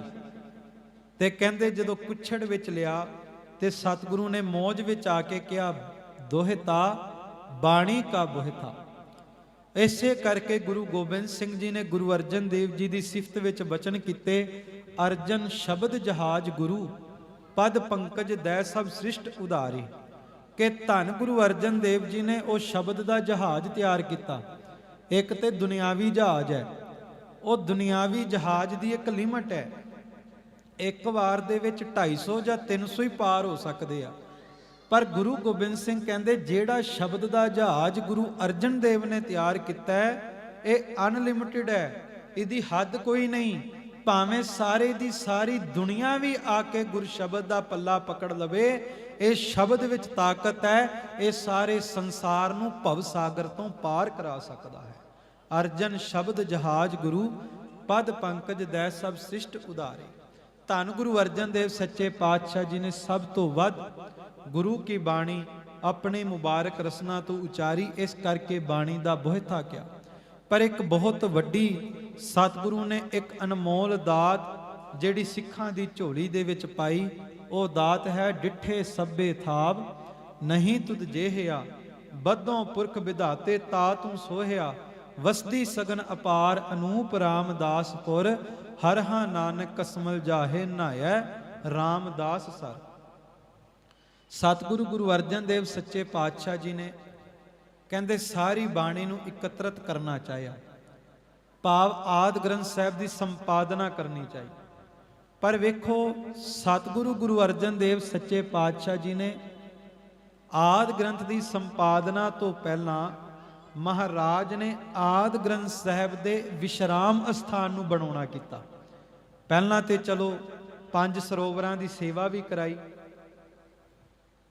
ਪਰ ਸਤਿਗੁਰੂ ਨੇ ਕਿਰਪਾ ਕੀਤੀ ਕਿ ਉਸ ਤੋਂ ਬਾਅਦ ਜਦੋਂ ਆਦਿ ਗ੍ਰੰਥ ਦੀ ਸੰਪਾਦਨਾ ਕਰਨੀ ਹੈ, ਉਸ ਸੰਪਾਦਨਾ ਤੋਂ ਪਹਿਲਾਂ ਉਸ ਗ੍ਰੰਥ ਦੇ ਵਿਸ਼ਰਾਮ ਸਥਾਨ ਨੂੰ ਨਿਯੁਕਤ ਕੀਤਾ, ਕੋਠਾ ਸਾਹਿਬ ਨੂੰ। ਅੱਜ ਕੱਲ ਕਲਯੁਗ ਦਾ ਸਮਾਂ ਹੈ, ਬੰਦਾ ਕਈ ਵਾਰ ਕਹਿੰਦਾ ਲੈ ਗੁਰੂ ਗ੍ਰੰਥ ਸਾਹਿਬ ਨੂੰ ਏਸੀ ਦੀ ਕੀ ਲੋੜ ਹੈ, ਗੁਰੂ ਗ੍ਰੰਥ ਸਾਹਿਬ ਨੂੰ ਦਰਬਾਰ ਦੀ ਕੀ ਲੋੜ ਹੈ, ਰਮਾਲਿਆਂ ਦੀ ਕੀ ਲੋੜ ਹੈ। ਗੁਰੂ ਗ੍ਰੰਥ ਸਾਹਿਬ ਤੇ ਸ਼ਬਦ ਗੁਰੂ ਹੈ, ਲੋੜ ਗੁਰੂ ਗ੍ਰੰਥ ਸਾਹਿਬ ਨੂੰ ਨਹੀਂ ਹੈ। ਇਹ ਇੱਕ ਸਿੱਖ ਦੇ ਮਨ ਦੀ ਭਾਵਨਾ ਹੈ। ਸਿੱਖ ਆਪਣੀ ਭਾਵਨਾ ਨੂੰ ਰੁਪਈਏ ਵਿੱਚ ਵੀ ਜ਼ਾਹਰ ਕਰ ਸਕਦਾ ਹੈ, ਸਿੱਖ ਆਪਣੀ ਭਾਵਨਾ ਨੂੰ ਲੱਖਾਂ ਦੇ ਰਮਾਲੇ ਵਿੱਚ ਵੀ ਜ਼ਾਹਰ ਕਰ ਸਕਦਾ ਹੈ। ਤੇ ਇਹ ਭਾਵਨਾ ਸਾਨੂੰ ਗੁਰੂ ਅਰਜਨ ਦੇਵ ਨੇ ਸਿਖਾਈ ਕਿ ਆਦਿ ਗ੍ਰੰਥ ਦੀ ਸੰਪਾਦਨਾ ਤੋਂ ਪਹਿਲਾਂ ਮਹਾਰਾਜ ਨੇ ਵਿਸ਼ਰਾਮ ਅਸਥਾਨ ਬਣਾਇਆ, ਜਿਹਨੂੰ ਆਪਾਂ ਕੋਠਾ ਸਾਹਿਬ ਕਹਿੰਦੇ ਹਾਂ। ਉਸ ਤੋਂ ਬਾਅਦ ਵਿਸ਼ਰਾਮ ਅਸਥਾਨ ਵੱਖਰਾ ਹੈ ਤੇ ਪ੍ਰਕਾਸ਼ ਅਸਥਾਨ ਹਰਿਮੰਦਰ ਸਾਹਿਬ ਵੱਖਰਾ ਬਣਵਾਇਆ। ਕੋਠਾ ਸਾਹਿਬ ਤੋਂ ਬਾਅਦ ਮਹਾਰਾਜ ਨੇ ਹਰਿਮੰਦਰ ਸਾਹਿਬ ਦੀ ਉਸਾਰੀ ਕਰਵਾਈ। ਤੇ ਕਿਉਂਕਿ ਅੱਜ ਈਦ ਵੀ ਹੈ, ਤੇ ਕਹਿੰਦੇ ਹਰਿਮੰਦਰ ਸਾਹਿਬ ਦੀ ਜਿਹੜੀ ਨੀਹਾਂ ਨੇ, ਉਹ ਨੀਹਾਂ ਇਸ ਗੱਲ ਦੀਆਂ ਗਵਾਹੀ ਭਰਦੀਆਂ, ਹਰਿਮੰਦਰ ਕੀ ਨੀहों की ईंटें गवाही दे रही हैं कि अहले मज़ाहब में कभी दोस्ती मुस्कराई थी। कि हरमंदर साहब जदों तक कायम रहेगा, ਉਹਦੀਆਂ ਨੀਹਾਂ ਇਸ ਗੱਲ ਦੀਆਂ ਹਾਮੀ ਭਰਨਗੀਆਂ ਕਿ ਗੁਰੂ ਨਾਨਕ ਦੇ ਘਰ ਦਾ ਕਿਸੇ ਨਾਲ ਵੈਰ ਨਹੀਂ। ਜਿਹੜਾ ਵੀ ਰੱਬ ਦੀ ਗੱਲ ਕਰੇਗਾ, ਗੁਰੂ ਨਾਨਕ ਦਾ ਘਰ ਉਹਨੂੰ ਕਲਾਵੇ ਵਿੱਚ ਲਵੇਗਾ, ਉਹਨੂੰ ਜੱਫਾ ਪਾਵੇਗਾ। ਸਤਿਗੁਰੂ ਗੁਰੂ ਨਾਨਕ ਸਾਹਿਬ ਨੇ ਸਾਈਂ ਮੀਆਂ ਮੀਰ ਜੀ ਤੋਂ ਕਹਿੰਦੇ ਨੀਂਹ ਰਖਵਾਈ, ਤੇ ਸੰਤੋਖ ਸਰ ਸਾਹਿਬ ਦੀ ਗਾਰ ਉਹ ਨੀਹਾਂ ਦੇ ਵਿੱਚ ਪਵਾਈ ਸੀ। ਉਹਦਾ ਕਾਰਨ ਸੀ ਇੱਕ ਬੜਾ ਵੱਡਾ ਕਿ ਸਤਿਗੁਰੂ ਗੁਰੂ ਅਰਜਨ ਦੇਵ ਜੀ ਨੇ ਹਰਮੰਦਰ ਦੀ ਉਸਾਰੀ ਕਰਨੀ ਸੀ। ਮਹਾਰਾਜ ਨੇ ਕਿਹਾ ਹਰੀ ਦੇ ਮੰਦਰ ਤੱਕ ਉਹੀ ਪਹੁੰਚ ਸਕੇਗਾ ਜਿਹਦੇ ਅੰਦਰ ਸਭ ਤੋਂ ਪਹਿਲਾਂ ਸੰਤੋਖ ਦਾ ਗੁਣ ਹੋਵੇਗਾ। ਸੰਤੋਖਸਰ ਸਾਹਿਬ ਦੇ ਸਰੋਵਰ ਦੀ ਗਾਰ ਪਵਾ ਕੇ ਸਾਫ਼ ਕਹਿ ਦਿੱਤਾ, ਹਰਮੰਦਰ ਸਾਹਿਬ ਤੱਕ ਪਹੁੰਚਣ ਦਾ ਸਖੈਲਾ ਰਸਤਾ ਸੰਤੋਖ ਹੋਵੇ, ਬਿਨਾ ਸੰਤੋਖ ਨਹੀਂ ਕਉ ਰਾਜੈ। ਪਹਿਲਾਂ ਸੰਤੋਖਸਰ ਦੀ ਗਾਰ, ਹੁਣ ਕਹਿੰਦੇ ਉਸਾਰੀ ਹੋਈ ਹੈ ਹਰਮੰਦਰ ਸਾਹਿਬ ਦੀ। ਮਹਾਰਾਜ ਨੇ 4 ਦਰਵਾਜ਼ੇ ਰੱਖੇ ਆ, ਖੱਤਰੀ ਬ੍ਰਾਹਮਣ ਸੂਦ ਵੈਸ ਉਪਦੇਸ਼ ਚੌਵਰਨਾ ਕੋ ਸਾਂਝਾ।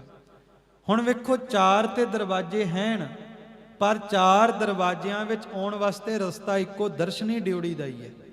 ਦਰਵਾਜ਼ੇ 4 ਨੇ, ਪਰ ਮਹਾਰਾਜ ਨੇ ਰਸਤੇ 4 ਨਹੀਂ ਰੱਖੇ, ਕਿਉਂਕਿ ਲੋਕ ਇਹ ਕਹਿੰਦੇ ਸੀ ਦੁਨੀਆ ਦੇ ਵਿੱਚ ਕਿ ਧਰਮ ਵੱਖੋ ਵੱਖਰੇ ਨੇ ਜੀ, ਰਸਤੇ ਵੱਖੋ ਵੱਖਰੇ ਨੇ, ਤੇ ਰਸਤੇ ਵੱਖੋ ਵੱਖਰੇ ਭਾਵੇਂ ਹੋਣ ਪਰ ਮੰਜ਼ਿਲ ਸਾਰੇ ਧਰਮਾਂ ਦੀ ਇੱਕ ਹੈ। ਗੁਰੂ ਅਰਜਨ ਦੇਵ ਜੀ ਕਹਿੰਦੇ ਤੁਸੀਂ ਧਰਮ ਨੂੰ ਵੱਖਰਾ ਕਹੋਗੇ, ਰਸਤਿਆਂ ਨੂੰ ਵੱਖਰਾ ਕਹੋਗੇ, ਪਰ ਮੇਰੀ ਨਿਗਾਹ ਨਾਲ ਵੇਖੋ ਨਾ ਕੋਈ ਧਰਮ ਵੱਖਰਾ ਹੈ, ਨਾ ਕੋਈ ਰਸਤਾ ਵੱਖਰਾ ਹੈ, ਸਭ ਦਾ ਰਸਤਾ ਇੱਕੋ ਹੈ, ਸਭ ਦੀ ਮੰਜ਼ਿਲ ਇੱਕੋ ਹੈ। ਜੇ ਵੱਖਰਾ ਕੁਝ ਹੈ ਤੇ ਬੰਦੇ ਦੇ ਜਿਉਣ ਦਾ ਢੰਗ ਵੱਖਰਾ ਹੈ, ਰਸਤਾ ਵੱਖਰਾ ਨਹੀਂ।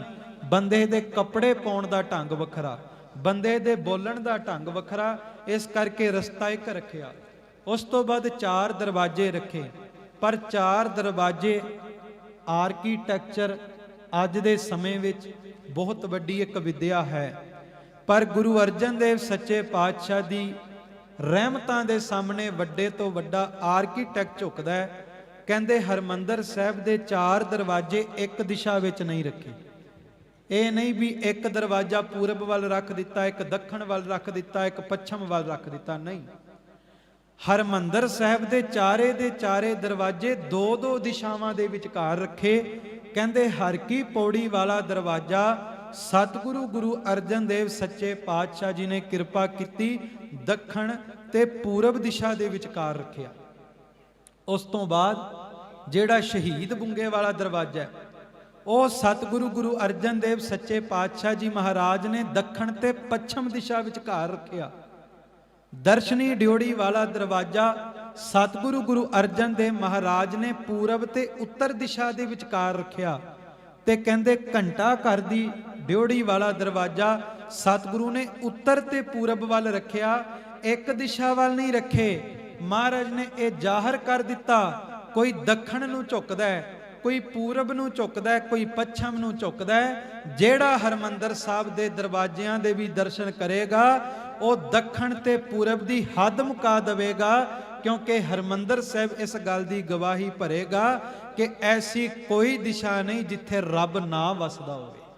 ਖਾਲਸਾ ਜੀ ਚਾਰੇ ਦਿਸ਼ਾਵਾਂ ਦੇ ਵਿੱਚ ਨਹੀਂ, 2-2 ਦਿਸ਼ਾਵਾਂ ਦੇ ਵਿਚਕਾਰ ਚਾਰੇ ਦੇ ਚਾਰੇ ਦਰਵਾਜ਼ੇ ਰੱਖੇ। ਉਸ ਤੋਂ ਬਾਅਦ ਫਿਰ ਕਹਿੰਦੇ ਨੇ ਹਰਮੰਦਰ ਸਾਹਿਬ ਦੀ ਇੱਕ ਸਭ ਤੋਂ ਵੱਡੀ ਆਰਕੀਟੈਕਚਰ ਗੁਰੂ ਅਰਜਨ ਦੇਵ ਦੀ ਸੁਰਤ ਕਿਤਨੀ ਮਹਾਨ ਹੈ। ਜਦੋਂ ਸੂਰਜ ਪ੍ਰਕਾਸ਼ ਹੁੰਦਾ ਹੈ, ਸੂਰਜ ਦੀ ਪਹਿਲੀ ਕਿਰਨ ਕਦੇ ਹਰਮੰਦਰ ਸਾਹਿਬ ਧੰਨ ਗੁਰੂ ਗ੍ਰੰਥ ਸਾਹਿਬ ਜੀ ਦੇ ਸਰੂਪ ਦੇ ਉੱਤੇ ਨਹੀਂ ਪੈਂਦੀ, ਪਹਿਲੀ ਕਿਰਨ ਕਦੇ ਅੰਦਰ ਨਹੀਂ ਆਉਂਦੀ। ਕਿਉਂ? ਕਿਉਂਕਿ ਪਹਿਲਾਂ ਗੁਰੂ ਗ੍ਰੰਥ ਸਾਹਿਬ ਦਾ ਪ੍ਰਕਾਸ਼ ਹੁੰਦਾ ਹੈ, ਫਿਰ ਸੂਰਜ ਦੀ ਪਹਿਲੀ ਕਿਰਨ ਅੰਦਰ ਆਉਂਦੀ ਹੈ। ਉਹਦਾ ਕਾਰਨ ਇਹ ਸੀ, ਭਾਵੇਂ ਨਮੋ ਸੂਰਜ ਸੂਰਜੇ 10ਵੇਂ ਜਾਮੇ ਵਿੱਚ ਕਿਹਾ, ਪਰ 5ਵੇਂ ਜਾਮੇ ਵਿੱਚ ਪਹਿਲਾਂ ਹੀ ਦੱਸ ਦਿੱਤਾ ਸੀ ਵੀ ਇੱਥੇ ਸੂਰਜਾਂ ਦੇ ਸੂਰਜ ਆਦ ਗ੍ਰੰਥ ਸਾਹਿਬ ਗੁਰ ਸ਼ਬਦ ਦਾ ਪ੍ਰਕਾਸ਼ ਹੋਣਾ ਹੈ, ਤੇ ਜਿਹੜਾ ਹਨੇਰਾ ਸੂਰਜ ਦੂਰ ਨਹੀਂ ਕਰ ਸਕਦਾ ਉਹ ਸ਼ਬਦ ਦਾ ਪ੍ਰਕਾਸ਼ ਉਹ ਹਨੇਰਾ ਦੂਰ ਕਰ ਵਿਖਾਵੇਗਾ। ਉਸ ਤੋਂ ਬਾਅਦ ਧਾਰਮਿਕ ਅਸਥਾਨਾਂ ਦੇ ਗੁੰਮਟ ਦੇ ਉੱਤੇ ਕਮਲ ਦਾ ਫੁੱਲ ਬਣਿਆ ਹੁੰਦਾ, ਉਹਦੇ ਤੇ ਕਹਿੰਦੇ ਲక్ష్ਮੀ ਬੈਠਦੀ ਹੈ। ਤੇ ਧਰਮ ਅਸਥਾਨਾਂ ਤੇ ਲੋਕ ਲక్ష్ਮੀ ਮੰਗਣ ਹੀ ਜਾਂਦੇ ਆ, ਮਾਨ ਮੰਗੋ ਤਾਨ ਮੰਗੋ ਧਨ ਲక్ష్ਮੀ ਸੁਤ ਦੇ। ਪਰ ਕਹਿੰਦੇ ਹਰਮੰਦਰ ਸਾਹਿਬ ਦੇ ਗੁੰਮਟ ਦੇ ਉੱਤੇ ਕਮਲ ਦਾ ਫੁੱਲ ਮੁੱਦਾ ਪਾਇਆ ਹੋਇਆ, ਇਹ ਸਿੱਧਾ ਨਹੀਂਗਾ। ਉਹਦਾ ਕਾਰਨ ਸੀ ਬੜਾ ਵੱਡਾ। ਸਤਿਗੁਰੂ ਗੁਰੂ ਅਰਜਨ ਦੇਵ ਕਹਿੰਦੇ ਇਹ ਹਰੀ ਦਾ ਮੰਦਰ ਹੈ, ਸਭ ਦਾ ਸਾਂਝਾ ਹੈ, ਤੇ ਇਸ ਹਰਮੰਦਰ ਦੇ ਅੰਦਰ ਜਿੰਨੇ ਆਉਣਾ ਹੈ, ਇਸ ਹਰਮੰਦਰ ਦੀ ਜਿੰਨੇ ਪਹੁੰਚ ਕਰਨੀ ਹੈ, ਉਹ ਮਾਇਆ ਰੂਪੀ ਕਮਲ ਦਾ ਫੁੱਲ ਮੁੱਦਾ ਪਾ ਕੇ ਆਵੇ।